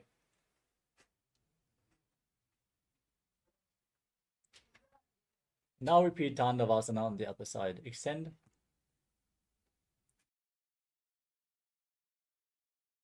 Extend your arms and the other leg forward. Sit down and stand back up as you visualize yourself fiercely dancing as Lord Shiva. एकेन पादेन स्थातव्यं ताण्डवासनं भवति.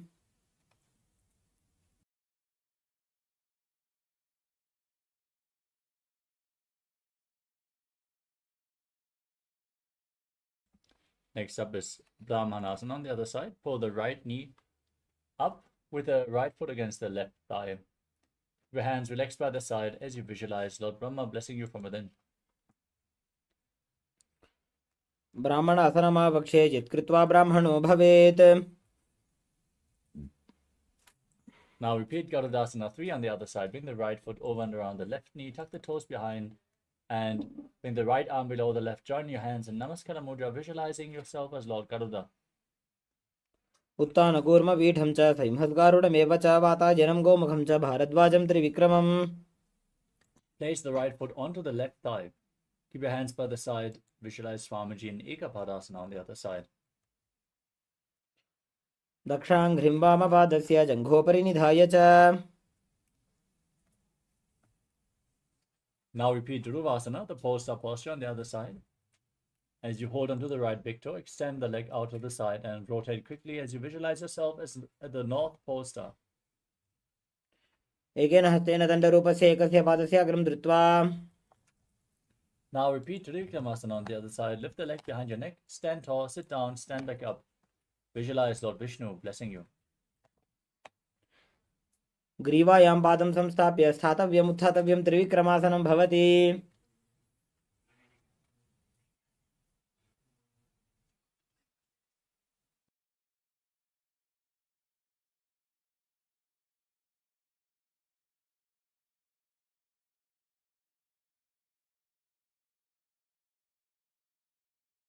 Next up is Samanaka Karana. Now stand with your heels touching, toes pointing outwards, and your hands slightly extended away from your hips. Breathe calmly. Point your fingers one by one. After this intense sequence of asanas, let us now get ready for the final 100 asanas of this sequence. Nithyananda, we are on a mission to revive the Enlightenment civilization. If you resonate with our message and want to be part of us, be sure to like, share, and subscribe. And don't forget to click the bell icon.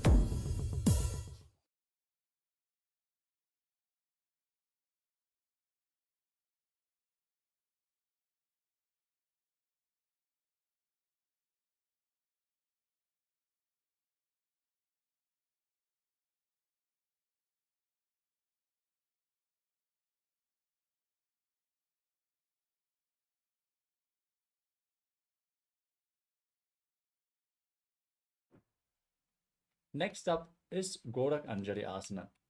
Now squat down and bring your hands from the outside in between the two legs. Interlock your fingers in front of your navel as you visualize the great sage Goraknath, founder of the Natha Yoga Hindu Sampradaya. Breathe in Jivachala Kumbhaka, which is inhaling deeply, and then holding the breath, moving the prana freely along with your will. प्रथमहि बोहो ये बाहुरी नीच पुनिहोवे. Next up is Kanchi Asana. As you squat down, interlock your fingers behind your back and visualize Swamiji in your inner space. ऊर्ध्वमध्यात्हस्तौ निवेश्य नितम्बं धृत्वा.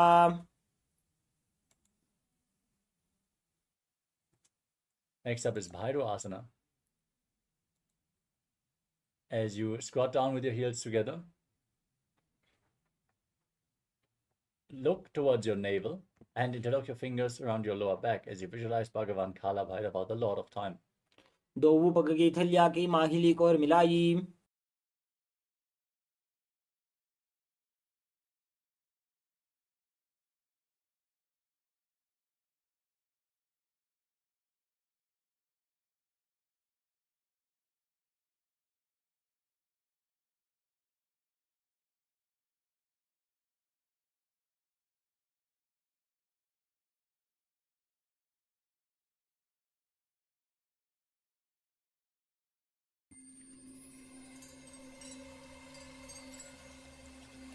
I welcome you all with my love and respect. Let you all open all your three eyes. Om Nithyananda Paramashivoham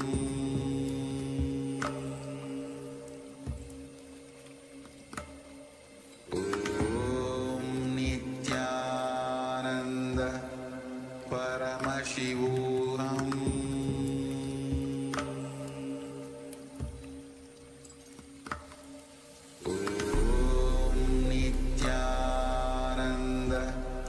Paramashivoham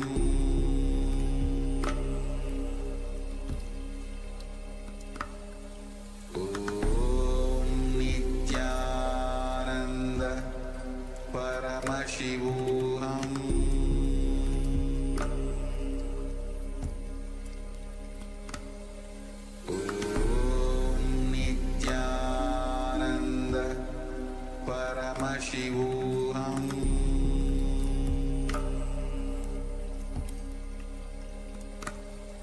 Om Nithyananda Paramashivoham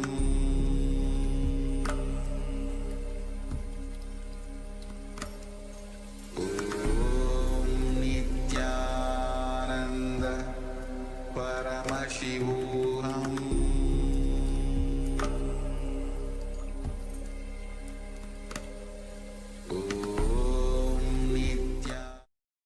Nithyananda. Sorry for the technical glitch.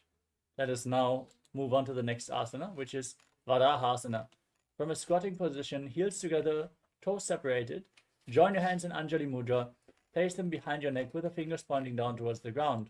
Gaze to your nose as you visualize yourself as Varaha, the boar avatar of Lord Vishnu. पागतली की माहिली core मिलाई फना पानी उकड़ मोड़ वैसे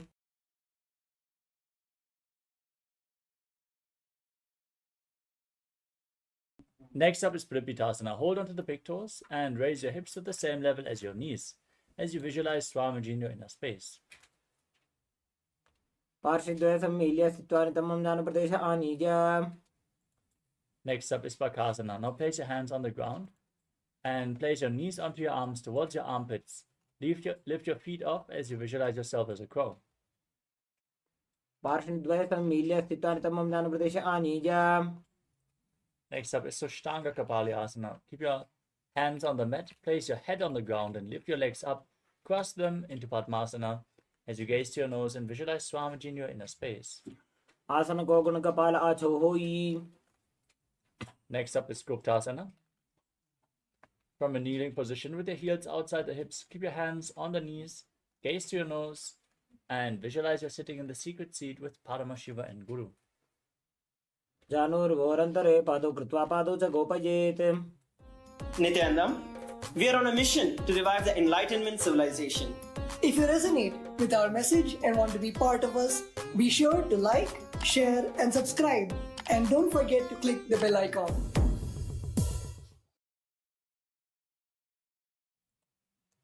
The next asana is Vrikshasana 2.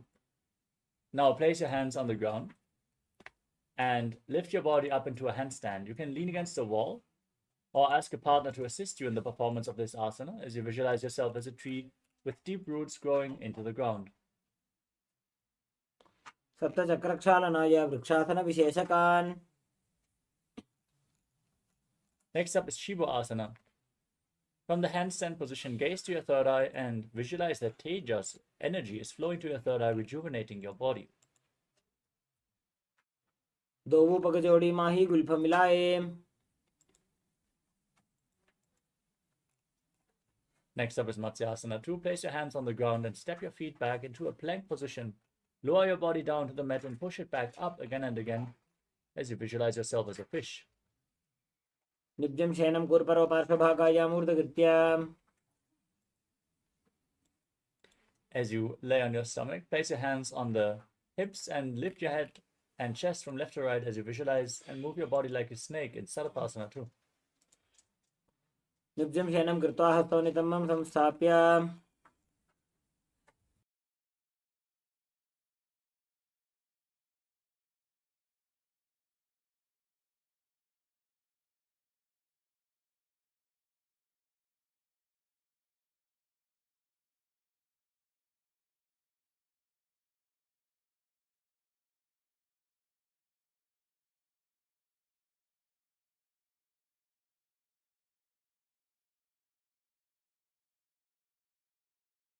The next asana is Nidhalambanasana.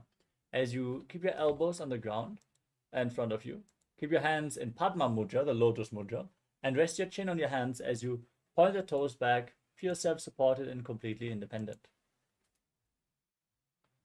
कराभ्यां भङ्गजं कृत्वा तिष्ठेत् कुर्परया सुधीः.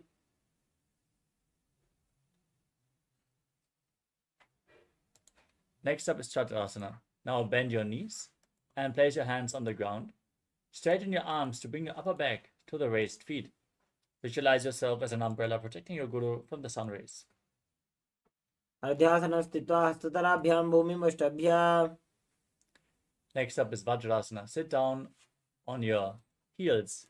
Keep the feet flat and lean forward. Place your hands on the mat and your forehead as well. As you gaze to your nose and visualize yourself as Vajra, the weapon of Indra. इदानीं गर्भिणीनां योगाभ्यासो यथा लघु सुखप्रसवलाभाय प्रोच्यते प्राक्तने पथि. Now raise your hips up. Place your hands on the ground. Enter Gajasana and alternate striking the ground with your hands as you visualize yourself as powerful as a ram in Meshasana.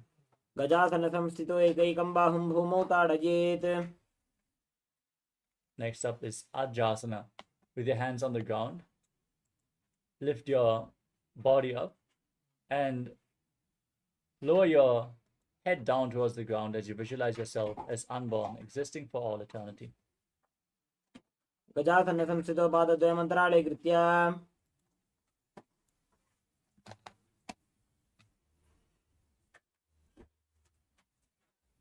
Next up is Dhanantarasana.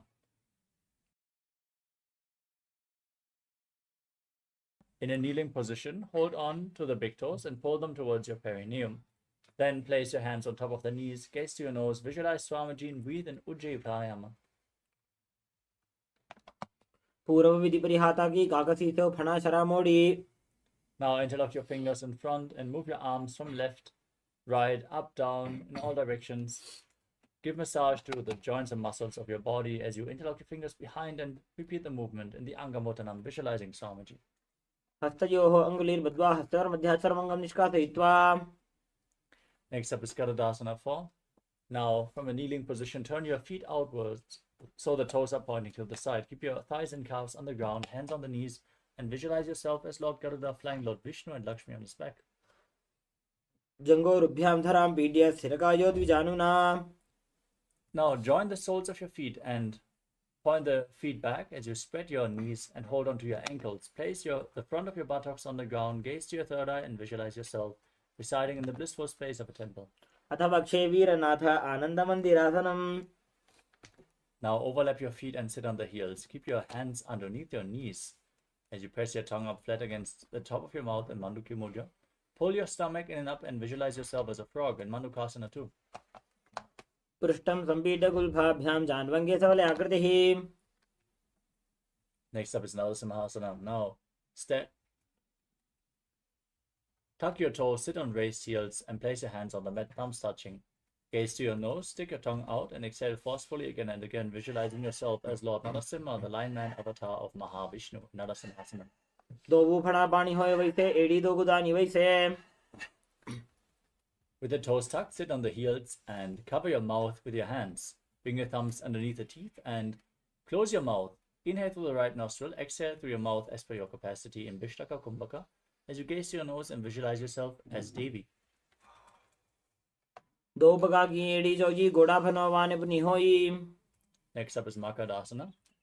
As you gaze to your third eye, bring the soles of your feet together, toes pointing back, sit on the heels, and imitate as if you are a monkey sketching itself as you visualize yourself as a playful monkey. दो बगदली संपुट आने तिनकी पृष्ठ भूमि पर इठाने. Now rise your knees up, bring the soles of the feet together, separate the knees and hold on to opposite elbows behind your back as you gaze to your nose and embody diamond-like strength for your Sangha in Vajrasangarasana. प्रथम पणा पानी होए वैसे दो एड़ी गुदानी वैसे. Now place your knees on the ground, overlap your feet to sit on the heels, and place your hands on the ground next to you. Pull your stomach in and up, gaze to your nose, and visualize perfect health in Kanjanasana. खञ्जनासनमावक्षे यत्कृत्वा सुस्थिरो भवेत्. Now place your hands on the knees and make your upper back and neck stiff like the shell of a turtle. Visualize yourself as a turtle as you gaze to your nose in Kurmasana. गुल्फौ च वृषणस्याधो व्युत्क्रमेण समाहितौर्जुकाय शिरो ग्रीवं कूर्मासनमितीरितम्. Now keep your hands on the knees, relax your back as you gaze to the nose and visualize Swamiji in Yogasana. गुदं नियम्य गुल्फाभ्यां व्युत्क्रमेण समाहितः. Now rise up onto your knees and cross your feet behind. Hold on to the calves with the fingers inside and the thumbs outside as you gaze to your nose and visualize a space of oneness with your Guru in Vijogasana. घोड़ा वामो बोहोई घोड़ा आड़ा राखे दोई. Now place the feet flat, hold onto your heels as you lean back, push your hips forward, and visualize yourself as a camel in Ushtasana 2. मेरुदण्डग्रन्थिदाढ्य सम्पिपादयिषु पुमान्. Lean back further. Place your elbows and the back of your head on the ground as you gaze to the nose and visualize yourself as a lotus blooming in Jatyasana too. दोवु एडी संपुट करे सोले मूलद्वारी धरि धरे. Lean back even further. Place your back on the ground. Rise up and lay back down again and again. Use the support of your hands if needed as you gaze to your nose and visualize the healing of your causal body in Vidatasana. जङ्घापृष्ठभूमौ निधाय जङ्घोदरयोः ऊरुनि संस्थाप्य. Next up is Kapotasana. As you lean back, bring your hands over top of your shoulders and hold onto your feet.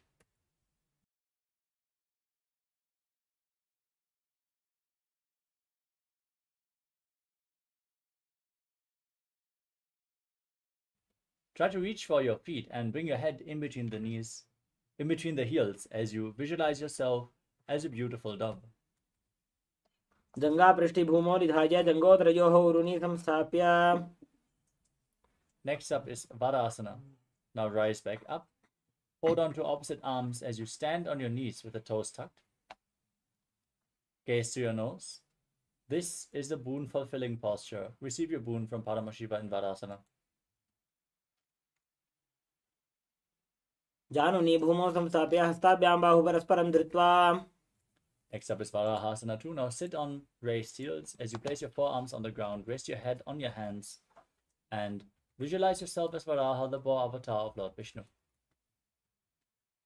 सूर्यं चन्द्रं भेदनानि आसनानि निगच्छते. Next up is Mundasana. Now interlock your fingers. Keep your head on the ground, supported with your hands as you raise your hips, walk your feet forward. Lift your legs up into another inverted posture. As you gaze to the nose and visualize yourself as a lob tree, breathe in Sahadra Kumbhaka. अधो मुण्डासनं वक्षे सर्वेषां प्राणिनां सुखम्. Lower your legs down. Come to a kneeling position with your feet flat. Sit on the heels. Lean forward. Place your head in between the knees. Supported with your hands, elbows outside the knees. Inhale through the nose. Exhale through the mouth. As you gaze to your nose and visualize Swamiji in Andhasana. प्रथमभक्तली समठहरावे कोरमाहिली उभे मिलावे. Now lay on your stomach. Hold weights. Lift your hands, your chest and your legs off the ground as you visualize yourself as a locust in Viparita Shalavasana. सलभासन भेदाच नटभेरुण्ड नामके. Now place your forehead on the ground and lift your legs up as you keep your hands at the sides.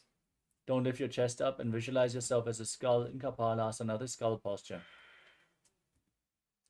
कपालं भूमौ निधाय ऊर्ध्वं पादौ नयेत्. Next up is Akasha Kapotasana. Lift your legs up over top of your body and place your feet on the ground in front of you. Visualize yourself as a free and open dove. उष्ट्रासने स्थित्वा चरणौ भूमेरुत्थाप्य. Now from a kneeling position, place your forearms on the ground in front of you. And visualize yourself as a sparrow in Chatakasana. कूर्वरपर्यन्तौ हस्तौ धरामौष्टभ्य. Next up is Vrishikasana 2. Now place your forearms on the ground and lift your legs up over top of your body. Bend your knees and try to touch the back of your head with your feet as you visualize yourself as a scorpion. विच्छिवपुच्छ प्रतिमां कृपा श्रीधत्वा स्वशीर्षचिपकं विधार्यकौ. Next up is Vrishasana. As you sit on the right heel, keep the left foot outside the hip, toes pointing to the side. Place your hands in front of your body and visualize yourself as a bull as you forcefully inhale through your nose in Antaranga Kumbhaka. Hold your breath for a short while and again exhale through the nose.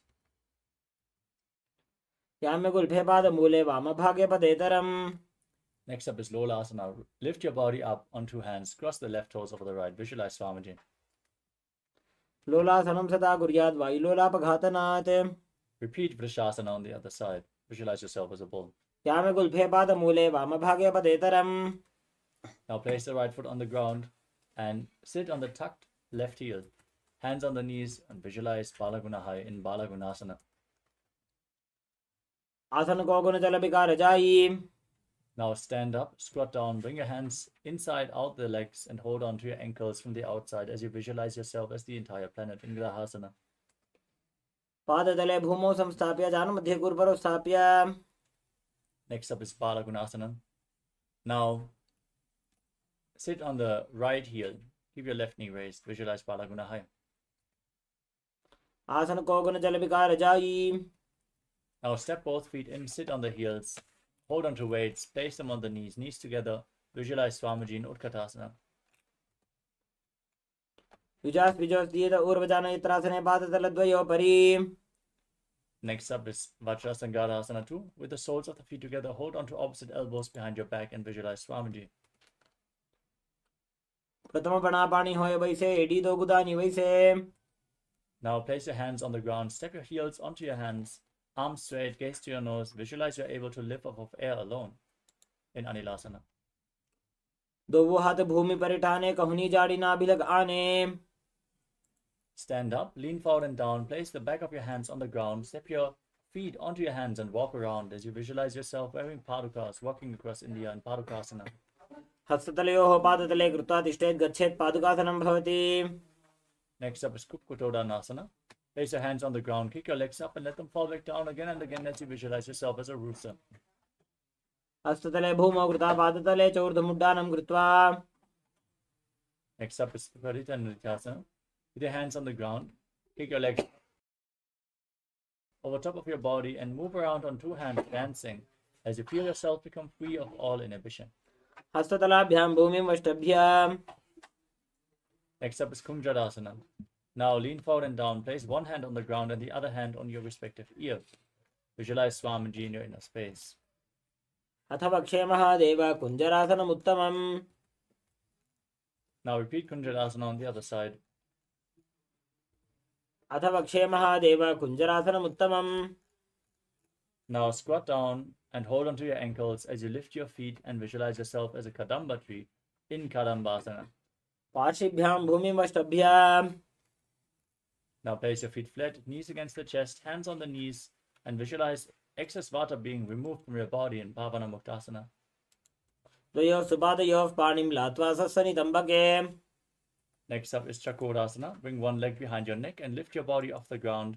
Extend the opposite leg forward as you gaze up and visualize yourself as a powerful source of energy in Chakodasana. पूर्वतानं चतुष्पादपीठं वज्रासनं तथा. Now hold on to the big toes and pull one foot towards your ear as you keep the other leg extended forward as you visualize yourself as a bow in Dhanurasana 2. पादाङ्गुष्ठौ तु पाणिभ्यां गृहीत्वा श्रवणावधि. Next up is Ashtavakrasana. Lift the leg over top of your shoulder. Hook the other foot over top. Extend your legs out to the side. And balance on your arms as you visualize yourself as a flying crane. वासिष्ठमतकौण्डिन्यम् ऊर्ध्वकुक्कुटमेव च. Next up is Pranasana. Keep one foot flat, the opposite foot on the raised thigh. Keep the shoulder underneath the knee. Gaze to your third eye and visualize that you are immortal, able to exist solely on prana and Pranasana. एतत् प्रभेदं वक्ष्यामि करोति यस्य चामरः. Next up is Parshvamatsindasana. Bring the raised foot to the opposite hip. Step the foot over top of the knee. Interlock your fingers behind your back as you gaze to your third eye and visualize Sage Matsindanath. वामोरुमूलार्पितदक्षपादो जान्वो बहिर्वेष्टितदक्षदोष्णा. Now repeat Chakodasana on the other side. Lift the other leg behind your neck. Lift your body up. Extend the opposite leg forward. Gaze up and visualize yourself as a powerful source of energy. पूर्वतानं चतुष्पादपीठं वज्रासनं तथा. Now pull the other foot towards your ear as you hold onto the big toes in Prana Mudra. Visualize yourself as a bow in Dhanurasana 2 on the other side. पादाङ्गुष्ठौ तु पाणिभ्यां गृहीत्वा श्रवणावधि. Now repeat Ashtavakrasana. Lift the other leg over top of your shoulder and balance as you extend your arms, your legs out to the side. Lean forward and visualize yourself as a flying crane. वासिष्ठमतकौण्डिन्यम् ऊर्ध्वकुक्कुटमेव च. Now repeat Pranasana. Now place the other foot flat. Place the other foot on top of the opposite thigh. Raise your knee over your shoulder. Gaze to your third eye and visualize you're immortal, able to exist on prana. एतत् प्रभेदं वक्ष्यामि करोति यस्य चामरः. Now repeat Parshvamatsindasana. Bring the raised foot to the opposite hip. Step the foot over top of the knee.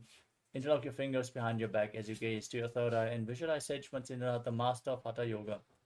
वामोरुमूलार्पितदक्षपादो जान्वो बहिर्वेष्टितदक्षदोष्णा.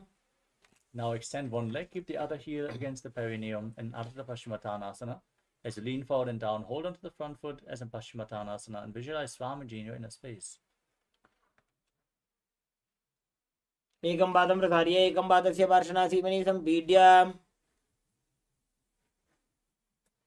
Next up is Kranchasana. Bring the left foot outside the hip and raise the right foot in front of your face with the knee straight as you visualize yourself as a crane. उत्तानपादं क्रौञ्चं च मरीचिं वीरभद्रकम्. Now repeat Ardha Paschimottanasana. Bring the other heel against the perineum and lean forward and down. एकं पादं प्रसार्य एकं पादस्य पार्श्वनासीमनि सम्पीड्य. Now bring the right foot outside of the hip and lift the left foot in front of your face, visualizing yourself as a crane in Kranchasana on the other side. उत्तानपादं क्रौञ्चं च मरीचिं वीरभद्रकम्. Now sit in a cross-legged position with your feet in between the thighs and calves. As you gaze to your nose, embody peace, well-being, good fortune, and prosperity. Visualize a swastika in your inner space. Keep your hands on the knees. जानुर्भोरन्तरे सम्यक् कृत्वा पादतले उभे. Next up is Gorakshasana. From the same posture, cover your heels with your hands, tuck your chin to the chest, gaze to the nose, and visualize the great sage Goraknath. जानुर्भोरन्तरे पादौ उत्तानौ व्यक्तसंस्थितौ. Next up is Bhagasana 2. Now, keep the left heel against the perineum and the right foot on top of the left thigh. Inhale all the way, gaze to your third eye, visualize Swamiji in your inner space. Meditate on Arihanta as you close all your senses with your hands in Shanmukhi Mudra. वामपार्श्वौ गुदं संस्थाप्य दक्षाङ्घ्रिवामजगणे. Now place your feet on opposite knees, your hands on the ground next to your body, palms facing up in Yogasana 2 as you gaze to the nose, visualize Swamiji and breathe in Kakachantra Kumbhaka with your mouth in the shape of the beak of a crow. Inhale through the mouth and exhale through your nostrils. उत्तानौ चरणौ कृत्वा संस्थाप्य उपरि जानुनोः. Now rotate your hands, place your palms on the ground, lift your body up. With the legs in Padmasana, visualizing yourself as a rooster in Urdhva Kukkutasana. वासिष्ठमथकौण्डिन्यम् ऊर्ध्वकुक्कुटमेव च. Next up is Siddha Haratali Asana. Now bring your legs. Keep your legs in Padmasana, hands in between the legs, palms on the ground without lifting your body up. Visualize Swamiji as you gaze to your nose. प्रथम पद्मासन को करे हस्तदो भूगोडासन दिदरे. Now push your body off the ground. Gaze to the nose as you visualize yourself as an elegant swan in Hamsasana. Kukkutasana स्थित्वा स्कन्धपर्यन्तं ऊरोनि नीत्वा. Next up is Kardmukasana. Now raise your hips up, push your hands in between the legs and interlock the fingers, placing them on the ground behind you in Parashu Mudra. Rest your forehead on the ground and visualize yourself as Pinaka, Lord Shiva's bow. प्रथम पद्मासन को करे घोड़ासन दिमाही कर इधरे. Now raise your knees off the ground. As you keep your legs in Padmasana, bring your hands in between the thighs and calves and bend your elbows upwards to hold on to the respective shoulders. As you visualize yourself as a turtle with a stable body and mind to live for centuries in Kurmasana 2. By जंग पर दक्षिण बामा दाई जंग पर by ल्यावा. Remain in the same posture, tuck your chin to the chest, gaze to the nose as you rejoice knowing you're sitting in Shiva's secret knot posture, Granti Bedasana. अथ वक्षे नीलकण्ठ ग्रन्थिभेदासनं शुभम्. Now roll onto your back, keep holding onto the shoulders. Maintain Padmasana. Embody a turtle laying on its back as you gaze to your nose in Uttana Kurmasana. कुक्कुटासनबन्धस्थं कराभ्यां कृतकन्धरम्. Now sit back up. Keep your legs in Padmasana. As you bring your hands in between the legs, place one palm on the ground and hold its wrist. Lift your body up on one arm as you visualize yourself as a rooster in Paramgu Kukkutasana. Kukkutasana स्थित्वा एकेन हस्तेन अन्यस्य मणिबन्धं धृत्वा. Now lift your body up on the other hand. Repeat Paramgu Kukkutasana on the other side. Kukkutasana स्थित्वा एकेन हस्तेन अन्यस्य मणिबन्धं धृत्वा. Maintain Padmasana. Place your elbows on the toes. Interlock your fingers. Press your thumbs against the throat as you place your chin on the hands. Visualizing that you have gone beyond all greed and covetous in Gridasana. जानुर्भोरन्तरे पादौ उत्तानो व्यक्तसंस्थितौ. Next up is Padmasana 3. Maintain Padmasana. Bring one palm over top of the other, palms facing up in your lap. Engage all three bandhas, gaze to your nose and visualize Swamiji in your inner space. उत्तानो चरणौ विधाय विधिवत् शक्तिस्थितौ योगिरात्. Now place your hands on the knees, gaze to the nose and visualize Paramashivoham in your inner space as you chant the Mahavalkya in Padmasana form. एतत् पद्मासनं कुर्यात् प्राणवायुप्रसिद्धये. Next up is Karmakasana 2. Now keep the right hand, index and middle finger, interlocked around the big toe as you move the big toe round and round. Then repeat the movement on the other side. Visualize yourself as Pinaka Lord Shiva's bow in Karmakasana 2. अथान्यासनमावक्षे योगपूरकरक्षणात्. Now cross your arms behind your back. Keep your legs in Padmasana. Engage all three bandhas and hold onto the big toes in Prana Mudra as you gaze to your nose and visualize yourself as Lord Shiva's bow in Karmakasana 3. कारमुकासनमाक्षित्य उदरे पूरयेत् सुखम्. Now maintain the posture, raise your chest, gaze up and visualize yourself as the action of Paramashiva's third eye, destroying anything you come across. ऊरुभ्यामुपरि स्थाप्य पादयुग्मं प्रयत्नतः. Now roll onto your back. Keep your arms crossed behind, holding onto the big toes as you gaze to your nose and breathe in Sahadra Kumbhaka as you visualize yourself as a snake in Nagrasana. प्रथमवद्मासन कोठाने दो हाथ पाछाने आने. Free your arms and legs, pull your knees towards your chest, encircle them with your arms.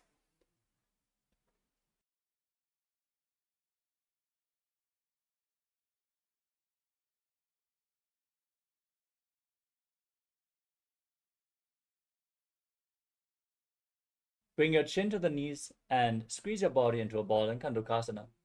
वेतरासने स्थित्वा हस्तपादान् निष्कुष्य. Next up is Urdhva Bhavanasana.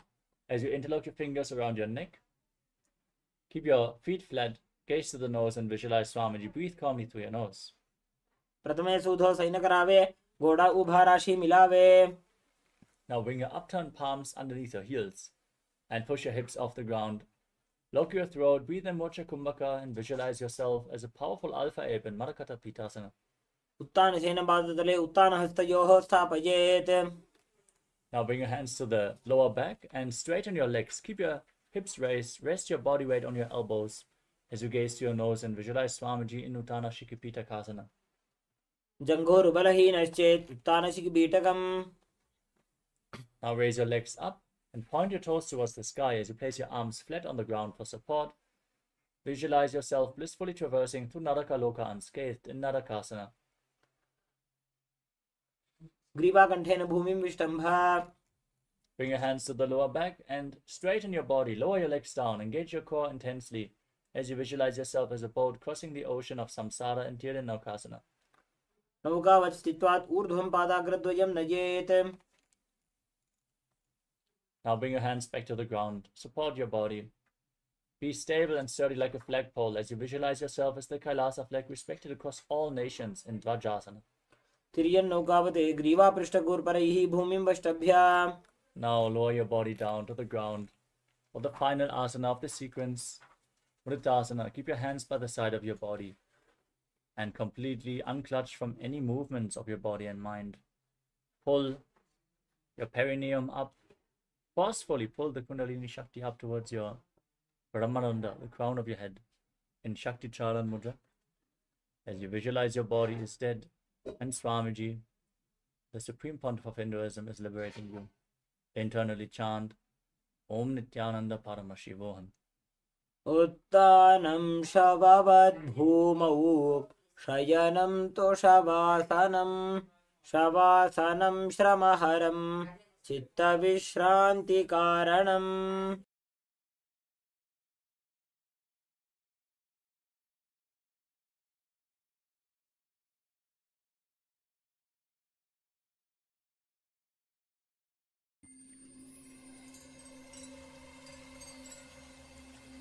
I welcome you all with my love and respect. Let you all open all your three eyes. Om Nithyananda Paramashivoham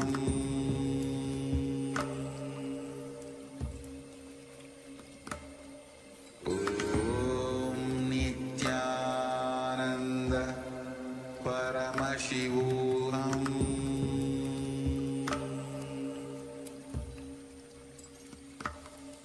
Om Nithyananda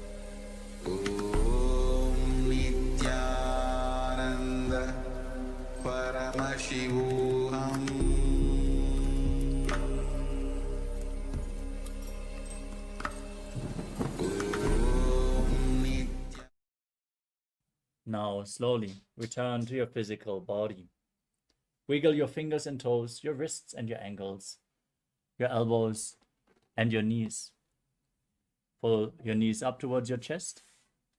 Rock your body from side to side as you slowly return to a comfortable seated position.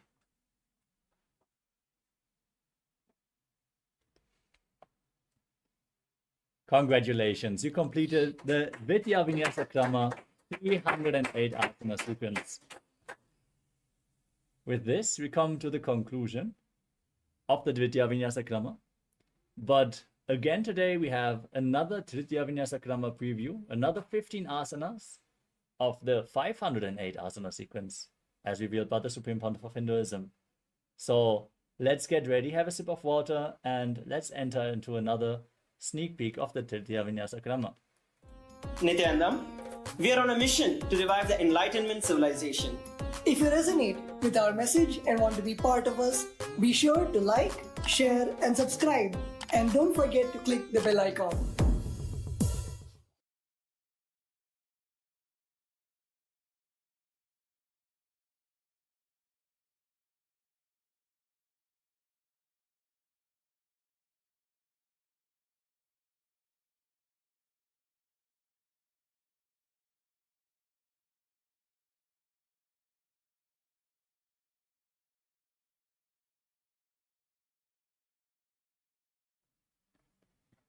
The first asana is Bhaira Asana 2.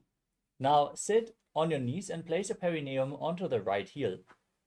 Place the left heel on your navel with the toes towards your chest. Keep your hands up, interlocked, gaze to your nose, and visualize yourself as an alpha wolf, the head of a wolf pack. मूलद्वारिटिक बैसे धरे वामपाद उदसूधो करे. Next up is Baddha Matsyendrasana.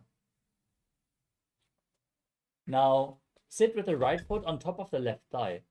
Place the left foot over top of the right leg and twist your elbow around the raised knee and interlock your fingers as you bring the other arm behind your back. Gaze to your nose and visualize the great sage and yogi Matsyendranath, the founder of Hatha Yoga. मत्स्येन्द्रपीठं चरर प्रदीप्तिं Prachanda रुक्मण्डल खण्डनास्त्रम्. Next up is Baddha Konasana. Sit and bring the soles of the feet together. Interlace your fingers around the toes. Keep your elbows straight. Gaze to your nose and visualize Swamiji in your inner space. पद्मं ब्रह्मं तथा सिद्धं स्वस्तिकं वज्रमासनम्. Next up is Bhadrasana 4. With the soles of the feet together, place your right hand on top of the heels and the left hand on top of the right. Gaze to the tip of your nose as you visualize yourself as Lord Bidavata. वासिष्ठमथ कौण्डिन्यमूर्धकुक्कुटमेव च. Next up is Yonyasana. Now hold onto your feet and turn the toes inwards and down as in Bhairavasana. As you move your body over top of the heels and sit down, then place your hands on the knees. Gaze to your nose as you visualize Yoni Mandala, a symbol of the creative energy of the universe. पादौ सम्मील्य पादाग्रे आधारे पार्श्वलिङ्गात् अधः आनीय. From the same asana, we're going to continue to Gorakshasana Bhadrasana. Now engage all three bandhas. Gaze to your third eye and visualize the great sage Goraknath. वृषणानि नीचे सीवनदा भागमदा पगानि AD.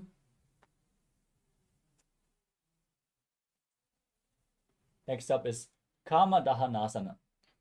As you sit and bring the heels to your perineum, interlace the fingers and hold the feet firmly. Gaze to your third eye as you visualize Swamiji, the Supreme Pontiff of Hinduism, burning up all your patterns with his love. भद्रासनं सुखं स्थाप्य विपरीतत्तु द्वे पदे. Next up is Supta Baddha Konasana. As you sit and bring the feet inwards towards your navel, press your feet against your stomach and hold your hands behind your neck. As you gaze to your nose, visualize Swamiji in your inner space. महामुद्राबद्ध कोनो ताड़ासन विभेदकान. Next up is Bekasana 2. From the same posture, bring your elbows together, gaze to your third eye, and visualize yourself as a frog. ध्यायेद्धिचित् पदं भ्रान्तम् आसनस्थः सुखाय च. Next up is Bhagasana 2. With the soles of the feet together, the toes touching the navel, place your hands on the respective knees. Gaze to your nose and visualize Swamiji in your inner space. पग उलाटा मोड़ी बैसे पग का माहिला गुल फकूला. Next up is Siddhi Jivi Asana.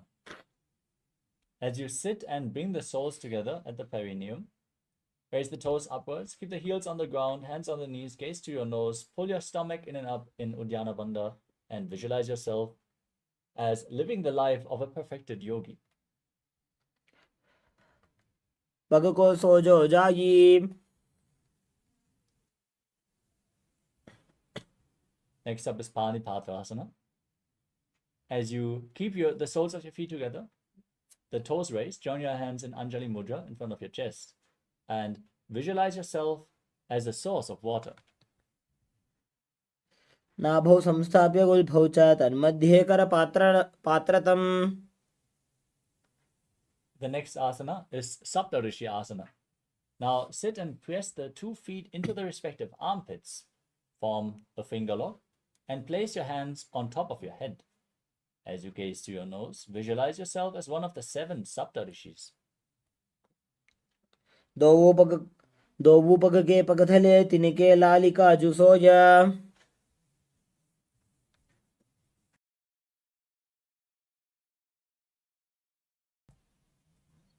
Next up is Suktyasana.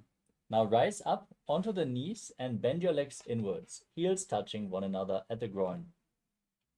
As you hold the feet firmly in place, keep your hands on the ankles, and visualize yourself as a pearl born from the womb of an oyster. पार्श्वे नाभौ संस्थाप्य जङ्घाभ्याम् अवनिप्रदेशेन.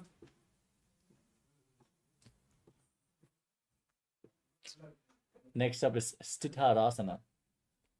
As you keep your legs crossed, as in Padmasana, place your hands down on the mat in front of your body, lean forward, press your hips down, and lift your head up. Stick the tongue out and gaze to your third eye. As you sit and be in the space of Advaita, oneness with Swamiji. जामुनो पगने फाने डावा पगनी आगनी चे.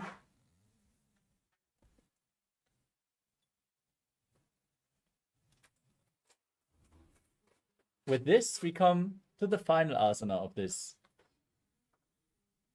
Tritya Vinyasa Krama preview. Thank you all so much for joining us today for the Nithyananda yoga session. With this, you can give yourself a round of applause. Thank you all so much for joining. Let us now conclude today's Nithyananda yoga session as you sit straight with your head, neck, and spine in a straight line. Your hands in Namaskara Mudra in front of your chest. Close your eyes. Take a deep breath. Visualize Swamiji as you chant the Purna mantra. ॐ पूर्णमदः पूर्णमिदं पूर्णात् पूर्णमुदच्यते पूर्णस्य पूर्णमादाय पूर्णमेवावशिष्यते. ॐ शान्ति शान्ति शान्तिः. हरि ओम तत्सत्. सर्वं भगवत् श्री नित्यानंद परमशिव पादुकार्पणमस्तु. ॐ नित्यानन्दम्. Stay tuned as we are going to have the power manifestation session next. Manifest the Shaktis of Paramashiva. Thank you all for joining. Nithyananda.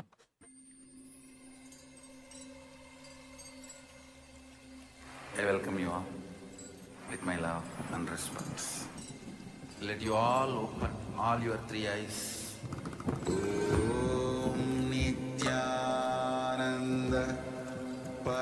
Paramashivoham